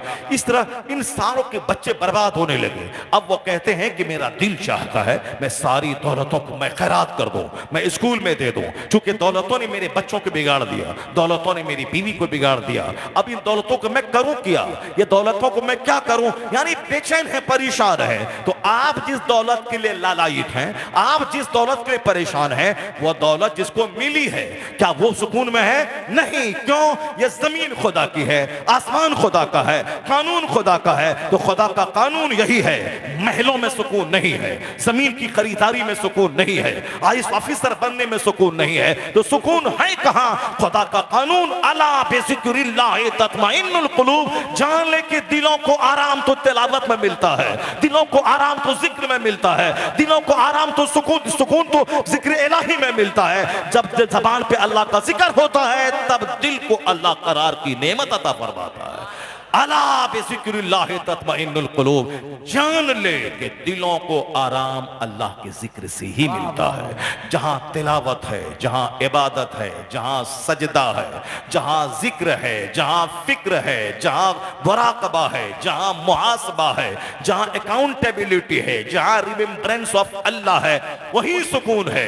झोपड़ी में रहने वाला बादशाहों से ज्यादा मस्त जिंदगी गुजारता है, और सिंहासन पर बैठने वाला अंदर से लेके बाहर तक हर वक्त खतरे में जीता है। कब मेरी सल्तनत को खतरा ना पहुंच जाए, कब कोई दुश्मन मेरी सल्तनत को खतरे में न डाल दे। आज के जमाने में नहीं, 1500-1000 साल पहले भी जो खतरा हुकूमत को लगा रहता था कि दूसरी ताकत आके हुकूमत को छीन ले और मेरे बाल बच्चे मजदूरी करने लगे, वो खतरा आज भी लगा है। आपने देखा होगा कि कर्नल कसाफी जैसा आदमी, उसका हश्र लोगों ने क्या किया। सद्दाम हुसैन जैसा बाताद बादशाह साल हा साल तक इराक पे सल्तनत करने वाला, किस तरह बाहरी ताकत ने उसको किस कदर जिल्लत के घाट उतारा।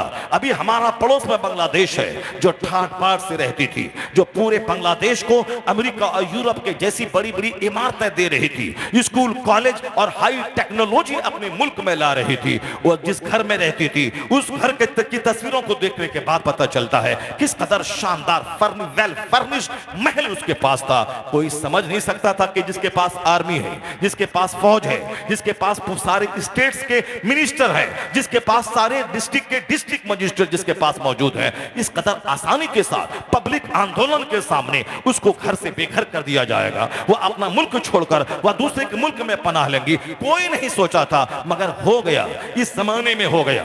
वह मिट्टी के जमाने में नहीं, 500 साल पहले नहीं, 1000 साल पहले नहीं, उस जमाने में जबकि गन और पिस्तौल और साहब F-16 का जमाना नहीं था, इस जमाने में गन के जमाने में, F-16 के जमाने में, बम के जमाने में, साहब इस जमाने में जो आधुनिक हथियार के जमाने में कई लाख फोर्सेस की मौजूदगी में जब पब्लिक आंदोलन, अवामी तहरीक जब उठती है तो बादशाहत खतरे में रहती है। यही डर हमेशा बादशाहत की कुर्सी पे बैठने वाले को हमेशा रहता है। जैसे हिंदुस्तान के राजा को भी डर है, कल अगर मेरे खिलाफ वोटिंग हो गई तो अब मेरा क्या बनेगा। गृह मंत्री को भी डर है, मेरे खिलाफ वोटिंग हो गई तो मेरा क्या होगा। बिहार के मुख्यमंत्री को भी डर है, अगर कल नवंबर में होने वाले इलेक्शन में अगर मैं हार गया तो फिर मेरा क्या होगा। ये डर रहता है। जहां डर हो वहां सुकून नहीं मिलेगा, जहां डर हो वहां करार नहीं मिलेगा।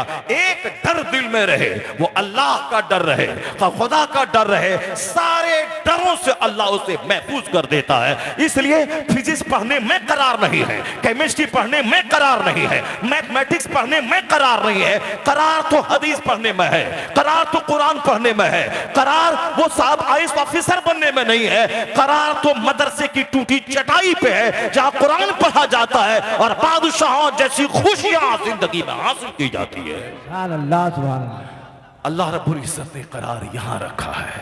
लोग इसे हिकारत की निगाह से देखते हैं, सुकून यहां रखा नहीं। देखा आपने एक आलिम दीन 10,000 रुपये महीना कमाते हैं, मगर उसकी पगड़ी को देखें देखते रह जाए, उसके जुब्बे को देखें देखते रह जाए, उसकी शेरवानी को देखें देखते रह जाए। जब वह जुमा के दिन अमामा बांध कर हाथ में असा लेकर जब वह मेंबर पे जाके खुतबा देता है, ऐसा लगता है जैसे एक कमांडर इन चीफ है जो रियाया को ललकार रहा है। ऐसा लगता है जैसे कोई राजा है जो अपनी कौम से मुखातब हो रहा है। ये बताएं कि आमदनी मामूली सी है, मगर चेहरा हरा है, मुश्क अंबर लगा रहे हैं, ये शेरवानी पहन रहे हैं। उनके कमरे में 50 बोतलें अब साहब मुश्क और अंबर और ऊद की रखी हुई है। जो 1000 बीघा जमीन जोतने वाले के कमरे में एक ऊद की बोतल नहीं मिलेगी, उसके यहाँ एक कायदे की टोपी नहीं मिलेगी। मगर यहाँ 5,000 10,000 कमाने वाला, यह चेहरा उसका हरा भरा रहता है। इस हरियाली के पीछे पैसे का दखल नहीं है, इस हरियाली के पीछे जमीन का दखल नहीं है, इस हरियाली के पीछे मकान का दखल नहीं है, इस हरियाली के पीछे मुस्तफा के दीन की खिदमत का दखल है।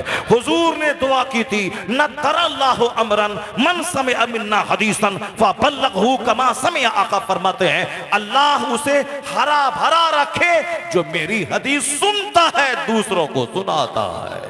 यह हदीस रसूल की खिदमत का इनाम है कि आज मदरसे में मामूली सी कमाई करने वाला, कॉलेज का 2 लाख महीना कमाने वाला प्रोफेसर से ज्यादा मजे की जिंदगी गुजारता है। क्यों? इसलिए कि उनको ढेर प्रॉपर्टी खरीदने की कोई फिक्र नहीं है, उनको महल बनाने की फिक्र नहीं है, उनको एक ही फिक्र है, ईमान बचाऊं, नमाज बचाऊं, अमाल बचाऊं, ईमान की हालत में मर के कब्र में मुस्तफा की जियारत करने पहुंच जाऊं। ईमान बचाऊं, अमाल बचाऊं, नमाज रोजे हज और ज़कात बचाऊं, मरने के बाद जन्नतुल फिरदौस में मुस्तफा के पड़ोस में जगह पाने में कामयाब हो सकूं। यहां रिटायरमेंट के बाद 50-50 लाख रुपए रिटायरमेंट में मिलते हैं, फिर भी बंदा हज नहीं कर पाता है। यहां आदमी एक टीचर की नौकरी किया, रिटायर करने के बाद 50 लाख रुपए उसको मिले, मगर उसके मुकद्दर में हज नहीं था, उनके मुकद्दर में मदीने की हाजिरी नहीं थी। मगर ये 5,000 कमाने वाला इमाम साहब, पता चला कि 5 उम्रा कर लिए हैं, पता चला कि 1 हज कर लिए हैं। चाहे हज कराए, चाहे जैसे भी हो, कोई दूसरा आदमी करवा दे या अपने ही नजराने के पैसे बचा के कर ले, चाहे दूसरा आदमी मदीना भेज दे, चाहे खुद अपने पैसे से जाए, तो एक करोड़ कमाने वाला वह मदीना देखने के लिए तरस रहा है। ये 10,000 कमाने वाला 5 बार मदीना जा रहा है, आ रहा है, रमजान मदीने में गुजार रहा है। इसका मतलब यह निकला कि मुफलिसी में भी मदीने का सफर हो जाए जिस पे सरकारे दो आलम की नजर हो जाए। जिस पे सरकार दो आलम की नजर हो जाए। इतना गिरह बांध कर रख लें कि आप जो अपने बाल बच्चों के बारे में उम्मीद लगाते हैं, मेरा बच्चा पढ़ेगा लिखेगा, डॉक्टर बनेगा, इंजीनियर बनेगा, प्रोफेसर बनेगा, आईएएस ऑफिसर बनेगा, खूब मजे की जिंदगी गुजारेगा, अल्लाह की कसम ये सच नहीं है। मजे की जिंदगी नहीं गुजारेगा। हाँ, डीएम बनाइए, प्रोफेसर बनाइए, मास्टर बनाइए, इंजीनियर बनाइए, सब बनाइए, मगर सबसे पहले आशिक रसूल बना दीजिए। सबसे पहले उसके दिल में मोहब्बत रसूल पिला दीजिए, ताकि वो डीएम की कुर्सी पर बैठने के बाद किसी फिल्म के एक्टर का गुलाम नहीं रहे, वह मुस्तफा जाने रहमत का गुलाम रहे। वह जान ले या दुनिया की मेहनतें या नौकरियां सिर्फ दुनिया तक महदूद हैं, मरने के बाद अगर कोई चीज काम आने वाली है वो मुस्तफा की मोहब्बत काम आने वाली है। मरने के बाद कोई चीज काम आने वाली है वो शरीयत मोहम्मदी पे अमल काम आने वाला है। ये बात तो हर माँ बाप पे लाजिम है कि अपने बच्चों की घुट्टी में पिला दे। आला हजरत की माने उन्होंने एक बड़ा जबरदस्त संदेश दे दिया है। अपने बाल बच्चों को भी बताइए, खुद अपने आप को बताइए, यही बताइए कि हम नहीं जानते हैं किसी आइंस्टाइन को, हम नहीं जानते किसी शेक्सपियर को, हम नहीं जानते किसी साहब हेनरी फोर्ड को, हमें नहीं सरोकार है किसी अमिताभ बच्चन से, हमें नहीं सरोकार है किसी शाहरुख खान से, हमें नहीं मतलब है किसी नीतीश कुमार से। हाँ, वो मुख्यमंत्री है, ठीक है, प्रधानमंत्री है, ठीक है, इलेक्शन का मौका आएगा, हमारे पास एक वोट है, हम अपना वोट ऑनेस्ट और अच्छे आदमी को दे देंगे, बस वहीं तक। राजनीति में गर्दन तक पिलना नहीं है, झंडा उठा के अपने आप को विनाश के कगार पर पहुंचाना नहीं है, उनका झोला ढोकर अपने आप को तबाह बर्बाद नहीं करना है, बल्कि वोट उसको दे देना है। डीएम बन के अपने डिस्ट्रिक्ट की सेवा करनी है, प्रोफेसर बन के कॉलेज में सब्जेक्ट पढ़ाना है, लेकिन दिल की गहराई से मानना उसी को है, वही जो मकसद हयात का नुस्खा लेके आया है, जो हमें प्रभुल इज्जत का रास्ता बताने आया है, जो हमें खुदा से करीब करने आया है। उन्हें जाना, उन्हें माना, ना रखा गैर से काम, लिल्लाहिल हम्द, मैं दुनिया से मुसलमान गया।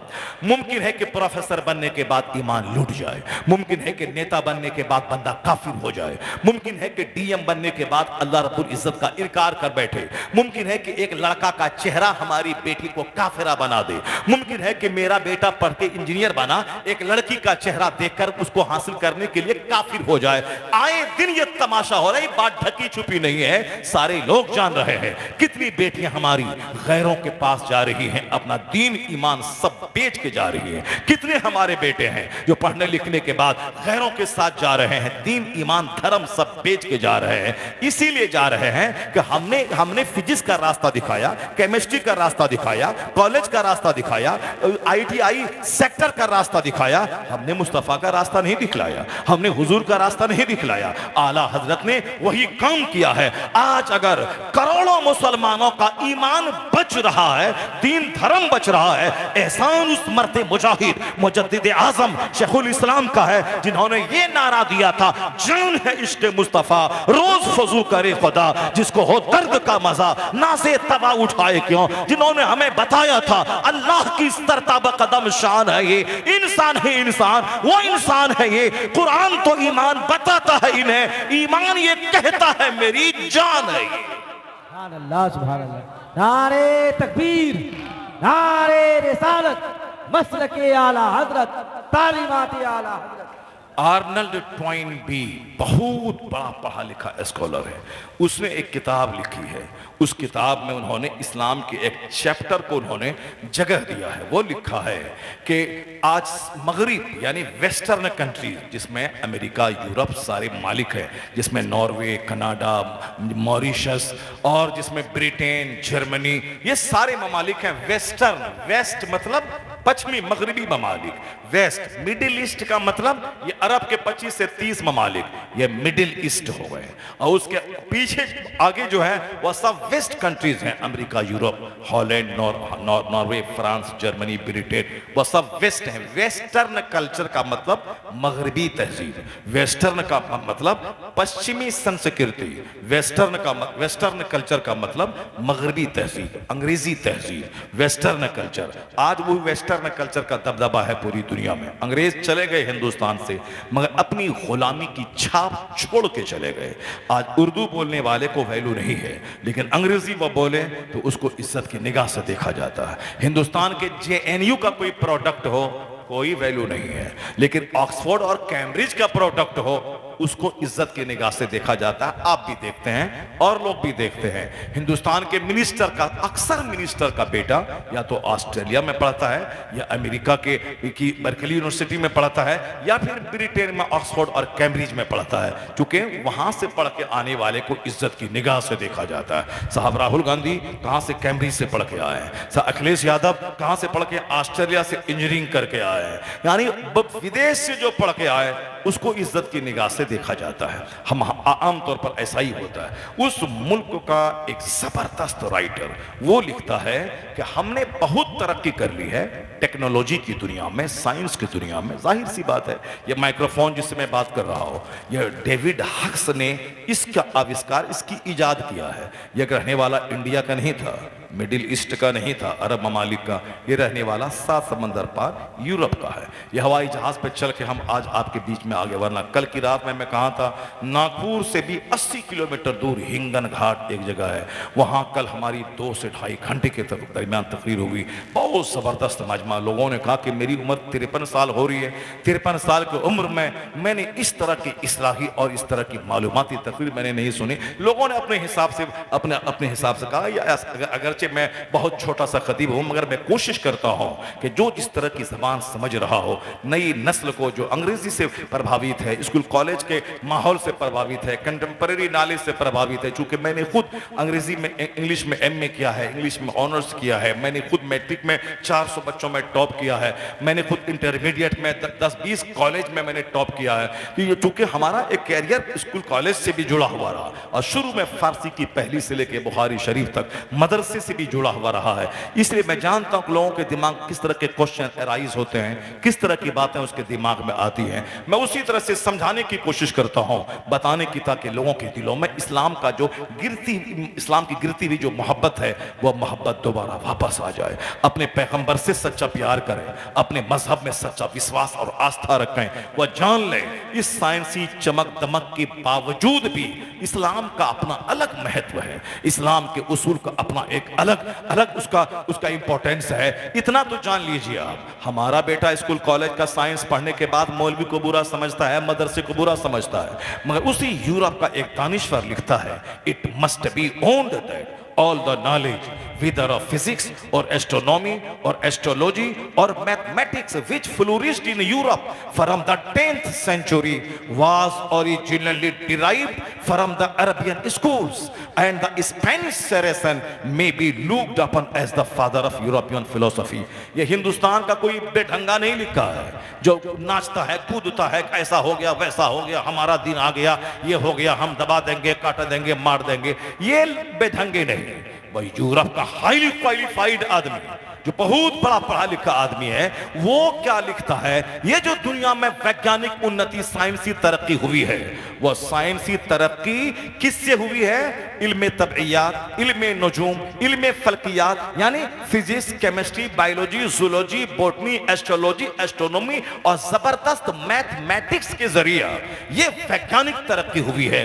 वो कहते हैं ये सारे उलूम अरबी मदरसों से लिए गए हैं। जानकर चौंक जाएं कि वो कौन मौलवी नहीं बोलता है, बल्कि जॉन डेविनपोर्ट कहते हैं ऑल नॉलेज, ये सारे उलूम अरबी मदरसों से लिए गए हैं। वो आखिरी बात कहते हैं, the Spanish Saracen may be looked upon as the father of European philosophy. वो क्या कहते हैं कि अरब के लोग जो स्पेन में जाके हुकूमत कर रहे थे और वहां जाके जो मकतब और वहां तहकीकी इदारे कायम कर रहे थे, इन लोगों ने जो वहां इल्म का उजाला फैलाया, मकतब और मदारिस को कायम किया, ये अरब के उलमा, उनका जुमला है, ये अरब के उलमा, द स्पेनिश सैरेसन, यानी स्पेन के अरबी जानने वाले उलमा, ये यूरोप की साइंस के बाप कहे जाने के मुस्तहिक है कि इन लोगों ने साइंसी इल्म को जन्म दिया है। The Spanish Saracen may be looked upon as the father of European philosophy. European philosophy का मतलब यूरोप की साइंस, उसके फादर कहे जाने के लायक हैं कौन? वह लोग जो अरब के उलमा, स्पेन में जहां 1000 साल तक मुसलमान की सल्तनत रही, जो मुसलमान इस्लाम का क्रीम पीरियड माना जाता है, जिस जमाने में एक एक मुसलमान के घर में हजारों हजारों किताबें रहती थी। ये जो लाखों किताबों से इस्लामी लाइब्रेरी आबाद है, ये सारी किताबें उसी जमाने में लिखी गई, हर फन की किताबें लिखी गई। लाइब्रेरी और मदरसों, स्कूल, कॉलेज पे जोर दिया गया। तो अब ये बताइए कि एक यूरोप का दानिश्वर कहता है ये मदरसा है जो यूरोप की साइंस को जन्म दिया है। ये अरब के उलमा हैं जिन्होंने साइंस का जो जनक कहे, फादर कहे जा सकते हैं।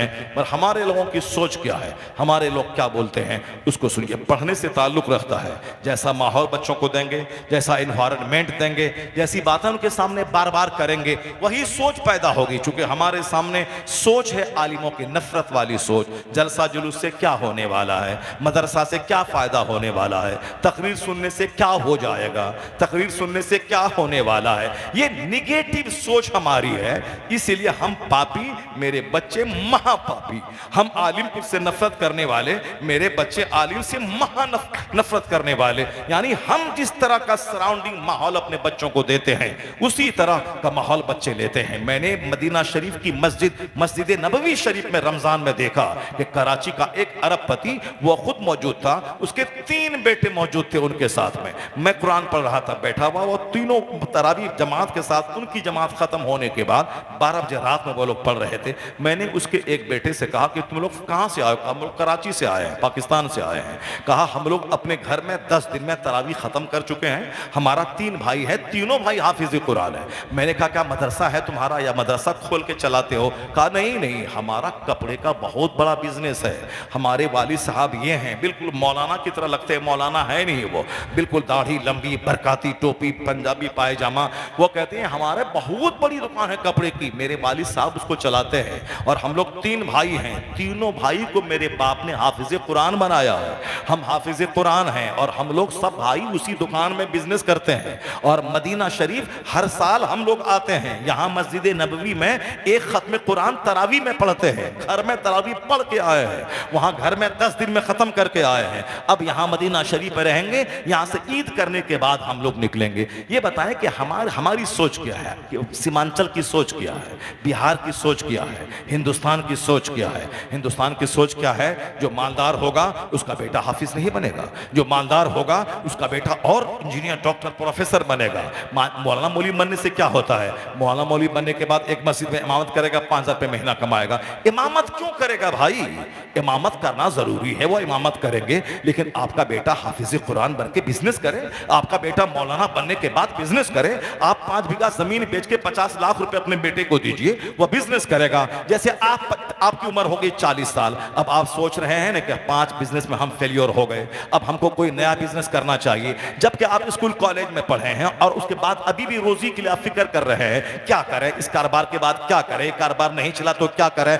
जब एमए करने के बाद भी रोजी के लिए सोचना है, या कुछ नहीं पढ़ने के बाद भी रोजी के लिए सोचना है, तो मौलाना बनने के बाद भी रोजी के लिए सोचना है, मौलाना पढ़ने के बाद भी सोचना है, हाफिज कुरान बनने के बाद भी रोजी की फिक्र करनी है। हमें कल्टीवेशन करना है, बिजनेस करना है, हमें कोई सामान की मैन्युफैक्चरिंग करनी है। अभी एक मौलवी साहब से मेरी मुलाकात गुजरात में, कहा जिस मकान में आप बैठे हुए हैं, इस तरह का 50 मकान मेरे पास मौजूद है इस शहर में। मैंने कहा मौलवी साहब बिहार का रहने वाला गुजरात में आकर के ये 50 मकान का मालिक बन गया है, अरबों रुपए का मालिक बन गया है। कहा हाँ, हमने यहाँ आने के बाद इमामत की है और दूसरा सब काम किया है, फिर मैंने बिजनेस शुरू किया है। बिजनेस मैंने शुरू किया है, कौन सा बिजनेस शुरू किया है? मैंने जमीन की खरीदने का, जमीन के बेचने का मैंने बिजनेस किया है। और आज अल्हम्दुलिल्लाह 50 मकान इस शहर में हमारा है, इसमें मैं रहता हूं, वो सारे मकानात हमारे हैं। तो ऐसा नहीं कि मौलवी साहब बनने के बाद सिर्फ आप मस्जिद में बैठ जाएं, तो उसके बाद फिर आप बैठने का पैगाम नहीं देता है इस्लाम का। आप बिजनेस कीजिए, आप जॉब में जाइए, आप आलिम बनने के बाद आप पीएचडी कीजिए, थेसिस लिखिए, उसके बाद साहब आप जाइए। हाँ देखिए हमारे नारे तकबीर, नारे रिसालत, काजी सीमांचल, हुजूर काजी सीमांचल अल्लामा मुफ्ती जुबैर अहमद साहब किबला सिद्दीकी, उलमाए अहले सुन्नत हज़रत अल्लामा मुफ्ती शहरियार रज़ा साहब किबला, नारे तकबीर, नारे रिसालत। देखिए अब मुफ्ती साहब की बात तशरीफ ले आए, उनका खिताब होने वाला है। आप लोग जम के बैठेंगे। बस अब मैं अपनी तकरीर ख़त्म कर रहा हूँ। ज़रा गौर से सुनिए आखिरी बात हमारी कि आप अपने बच्चे को आलिम बनाइए, बिजनेस करें, उसके बाद वो बिजनेस करें, उसके बाद वो बिजनेस करें, उसके बाद वो जॉब में जाएं, उसके बाद वो सर्विस में जाएं। अब आलिम बनने के बाद वो MA करें, PhD करें, उसके बाद सब नौकरी में जाएं, टीचर। इस बार हजारों उलमा कराम BPSC कंप्लीट करके जॉब में गए। हमारे मदरसे में एक मैथमेटिक्स का एक्सपर्ट टीचर हमने रखा उसको। वो कहते हैं कि हम भी बैठे थे BPSC मगर मेरा सिलेक्शन नहीं हुआ, जबकि वो फिजिक्स में MSc किया है, मैथमेटिक्स में MSc किया, मैथमेटिक्स का माहिर वो आदमी।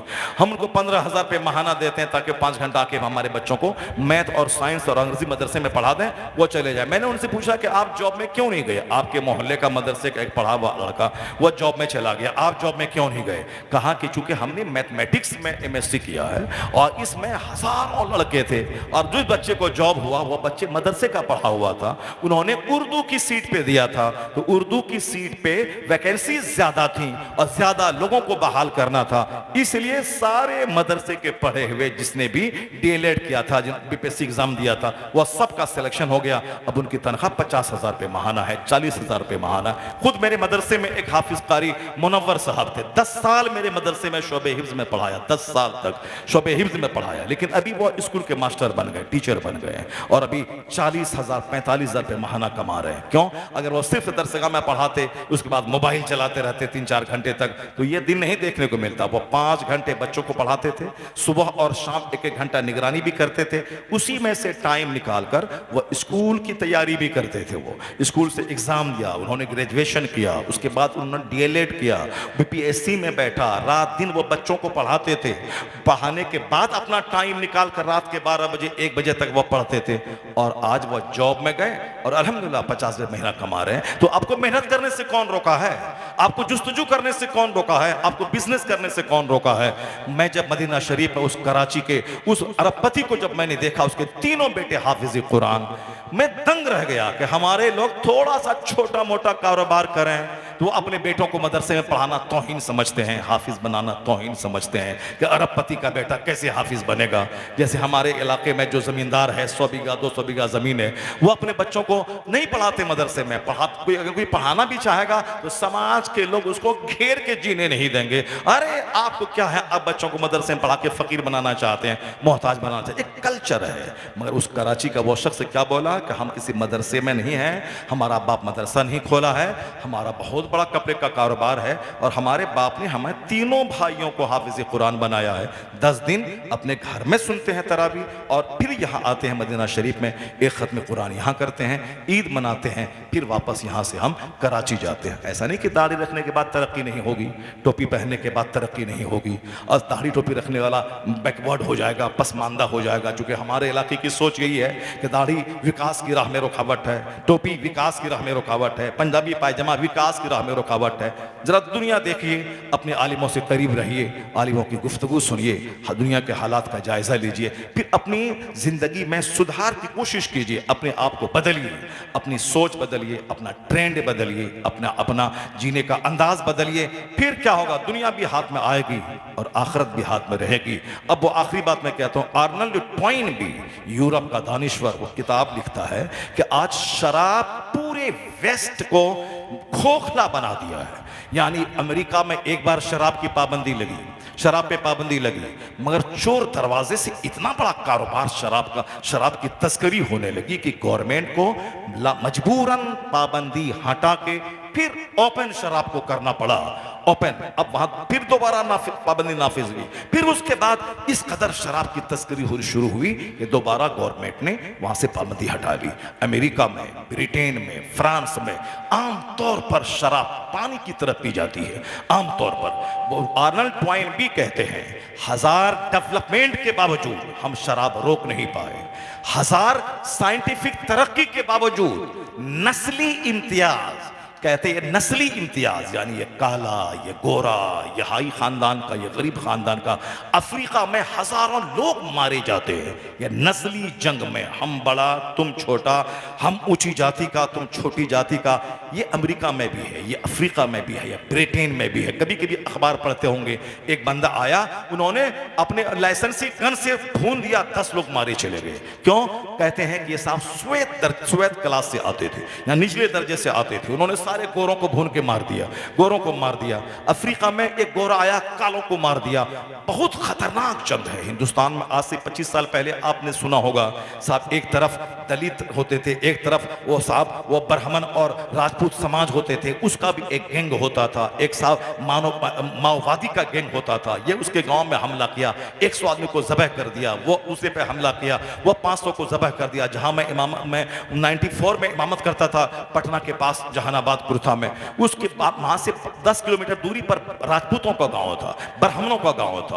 50 ब्राह्मण को माओवादी ने ज़बह कर दिया, काट दिया उसको, जिस परथा पे काटते हैं उसी तरह काट दिया। मेरी मस्जिद के सामने से साहब सोनिया गांधी की गाड़ी गुजरी, फिर लालू प्रसाद यादव जी सब गए, बिल्कुल सड़क के किनारे मेरी मस्जिद थी। यानी एक जंग आज भी उसके यहाँ है। ये हमारी दुश्मनी में वो सब जंग थोड़ी ठंडी उसकी हो गई है। अब पढ़ने लिखने के बाद ठंडी होनी भी चाहिए, लेकिन शदीद जंग यहाँ थी। आज थोड़ी सी नॉर्मल है। अमेरिका यूरोप में डेवलपमेंट के बावजूद भी ये जंग जारी है। आर्नल्ड टॉइन भी किताब में लिखते हैं कि नस्ली इम्तियाज को हम मिटा नहीं पाए और शराब अपने मुल्क में रोक नहीं पाए। वो कहते हैं इसको रोकने का एक तरीका है कि इस्लाम नाफिज हो जाए, इस्लाम का तरीका यहां आ जाए। जब मैं इस्लाम पढ़ता हूं, अरब के लोग गर्दन तक शराब में डूबे थे, लेकिन इस्लाम के पैगंबर ने क्या सोच बदल दी, क्या जीने का ट्रेंड बदल दिया कि शराब हराम है। 1,00,000 सारे लोगों ने शराब छोड़ दिया। अब तन्हाई में भी लोग शराब नहीं पी रहे, दिन के उजाले में नहीं पी रहे। वह कौन सा डर खौफ था, जीने का अंदाज कैसे बदल दिया मुस्तफ़ा ने? यही अल्लाह का डर, अल्लाह का खौफ, मरने के बाद आखिरत में हिसाब किताब का की फिक्र, ये सारी बातें डाल दी। मुस्तफ़ा के इस कल्चर के बारे में कहते हैं कि अगर शराब मिटाना है तो इस्लाम नाफिज करना होगा, पैगंबर आजम के तौर तरीके को नाफिज करना होगा। शराब अगर मिटाना है और नस्ली इम्तियाज अगर खत्म करना है, उसके लिए भी इस्लाम हमारे लिए बेहतरीन मॉडल है। वो कहते हैं अरब के लोग ऊंच नीच की जंग में मुब्तला थे, कई हजार लोग मारे जाते थे। I am better than you, मैं तुमसे बेहतर हूं। गरीब अमीर को मारता, अमीर गरीब को मारता, काला गोरा को मारता। कबाइली जंग थी वहां, साहब रेशियल जंग मौजूद थी। वो कहते हैं खतरनाक जंग थी अरब में, कोई एक दूसरे को मानने को तैयार नहीं था। लेकिन इस्लाम ने किस तरह से इस नस्ली इम्तियाज को मिटा दिया कि एक सफ में खड़े हो गए महमूद व अयाज। न कोई बंदा रहा, न कोई बंदा नवाज। वही अरब के मुहाजिर, वही अरब के अंसार, वही ऊंचे मालदार लोग, वही काले लोग, सब एक दस्तरखान पे बैठ के खा रहे हैं, सब एक सफ में नमाज पढ़ रहे हैं, अपने एक इमाम के पीछे सारे अमीर गरीब उसका फॉलो कर रहे हैं। वो कहते हैं कि ये 2 जबरदस्त कारनामा जो इस्लाम के पैगंबर ने अंजाम दिया है, जिसको देखने के बाद ऐसा लगता है कि आज इस साइंटिफिक जमाने में भी अगर इन दोनों खतरनाक बुराइयों को मिटाना है, उसके लिए पैगंबर आज़म हमारे लिए बेहतरीन मॉडल है, उसके लिए इस्लाम हमारे लिए बेहतरीन मॉडल है। इसका मतलब the crying need of time, ये वक्त की जबरदस्त जरूरत है कि पैगंबर आज़म को पढ़ा जाए, उनको सुना जाए, उनको समझा जाए, उनकी तालीमात को मुसलमान अपनी जिंदगी में पहले नाफिज करें, फिर उसके फायदे महसूस करें। जब सुन्नतों पे अमल के फायदे वो कुफ्फार व मुशरिकीन देखेंगे, बगैर चीखे चिल्लाए, बगैर तलवार उठाए, जब वह सुन्नतों पे अमल के बेनिफिट्स देखेंगे तो वह खुद बखुद सुन्नतों से करीब हो जाएंगे, दीन से करीब होते चले जाएंगे। मगर चूंकि आज हाल है कि दीन सिर्फ मौलाना की जबान तक है, दीन सिर्फ जुमा की नमाज तक है। मौलाना स्पीच देते हैं, मौलाना तकरीर करते हैं, उसी वक्त समझ में आता है कि अरे इस्लाम ने ये किया, इस्लाम ने वो किया, इस्लाम का ये वरदान है, इस्लाम की ये ब्लेसिंग है। लेकिन प्रैक्टिकल में समाज में 0/0 है। तो अब दूसरे लोग भी कहते हैं जब तुम भी शराब पीता है मैं भी पीता हूँ, तुम भी नाचता है मैं भी नाचता हूँ, तुम भी स्कूल कॉलेज की तालीम में इतना डूबा कि तुम्हारे 50 साल के लोगों को नमाज की फिक्र नहीं रहती, आखिरत का चर्चा नहीं रहता। जैसे मैं जीन्स पहनता हूँ वैसे तुम पहनते हो, जैसे मैं टी शर्ट पहनता हूँ वैसे तुम पहनते हो, जैसे मैं दाढ़ी मूछ मूंढता हूँ वैसे तुम मूंढते हो, तो तुम्हारे जीने का सारा अंदाज मेरी ही तरह है। तो कैसे तुम बोलता है कि मैं सुपीरियर हूँ, कैसे तुम बोलता है कि मैं जन्नती हूँ, कैसे तुम बोलता है कि मैं जन्नत जाऊँगा, कैसे बोलता है? कम से कम ट्रेंड बदलना होगा। ये बात तो सच है कि कलमा पढ़ने वाला, इस्लाम पर ईमान लाने वाला मुसलमान है, मुसलमान जन्नत जाएगा, चाहे 1 करोड़ साल तक वो जहन्नम में जले के बाद जाए, चाहे फजल इलाही से पहले दिन से जाए, वो जाएगा। लेकिन ये क्या गारंटी है कि आपका खात्मा ईमान पर होगा? ये क्या गारंटी है कि आप मरते वक्त जबान पे कलमा पढ़ के मरेंगे? अरब का एक आदमी इतनी जबरदस्त खिदमत की इस्लाम पे होने वाले सारे एतराज़ात का जवाब दिया उसने, मगर उसके लिए खाने काबा का इमाम दुआ कर रहा था कि अब चाहे ये मौलाना जो करे, इस किताब लिखकर इसने जन्नत खरीद ली है, उसके लिए जन्नत तय है। अरबी जबान में जबरदस्त किताब लिखी, वेस्टर्न के लोगों के जरिए जितने भी एतराज़ात इस्लाम पे होते थे सबका सेटिस्फैक्टोरी आंसर, तशफ़ी बख्श जवाब उसने दिया। अजहर मिस्र में जो दुनिया की सबसे बड़ी दरसगाह है, वहाँ उसके लिए दुआएं होती थी। ऐसी किताब आज तक नहीं लिखी गई जो इस मॉडर्न लबो लहजे में अरबी ज़बान में, चूँकि वो अरब का पैदा होने वाला था, जिसके लिए इमाम हरम दुआ करें, जिसके लिए अजहर मिस्र के सारे एक्सपर्ट दुआ करें, वो आदमी कुछ दिनों के बाद एक क्रिश्चियन औरत की मोहब्बत में गिरफ्तार होकर क्रिश्चियन हो गया और इस्लाम के खिलाफ एक ज़बरदस्त किताब लिख दी उसने। लोगों को नफरत दिलाने का काम इस्लाम के ताल्लुक से करने लगा। इसलिए ये कहना कि हम आज टनाटन हैं, मरते दम तक टनाटन रहेंगे, ये नहीं। बस हमेशा अल्लाह से रोते रहिए, अल्लाह के सामने दुआ करते रहिए, अल्लाह के सामने भीख मांगते रहिए। जब इतने बड़े बड़े पढ़े लिखों का हालत ख़राब हो गया तो हम लोगों को शैतान को चकमा देने में कितना टाइम लगेगा, लेकिन अल्लाह से जैसी उम्मीद रखेंगे, दुआ करेंगे, रोएंगे, गिड़गिड़ाएंगे, ईमान के ताल्लुक से फिक्रमंद रहेंगे, तो अल्लाह तबारक व तआला मरते वक्त आपकी ज़बान पे कलमा जारी फरमा देगा। मसलक आला हज़रत इस ज़माने में एक ज़बरदस्त मेथड है, ज़बरदस्त तरीक़ा है, उस तरीक़े को अपनाते रहिए, उस तरीक़े को दिल से लगाइए, अपने बाल बच्चों के दिल में मसलक आला हज़रत की मोहब्बत डालिए। दीन ईमान के महफूज रहने का इस ज़माने में इससे बेहतर तो कोई तरीक़ा हमको समझ में नहीं आता है। अल्लाह तबारक व तआला हमको, आपको, सबों को अपने नबी मोहतरम से प्यार करने की तौफ़ीक़ अता फ़रमाए। ज़रा ज़ोर से बोलिए आमीन। अल्लाह ताला हमें अपने नबी को पढ़ने, नबी की सीरत समझने की तौफ़ीक़ अता फ़रमाए। अपने घरों में नबी के तौर तरीक़े, नबी की सुन्नतों, नबी की तालीमात को नाफिज़ करने की कोशिश करने की तौफ़ीक़ अता फ़रमाए। आमीन। व आखिरु दअवाना अनिल हम्दुलिल्लाहि रब्बिल आलमीन। अस्सलामु अलैकुम व रहमतुल्लाह। अदब की बात करूंगा, हुदूद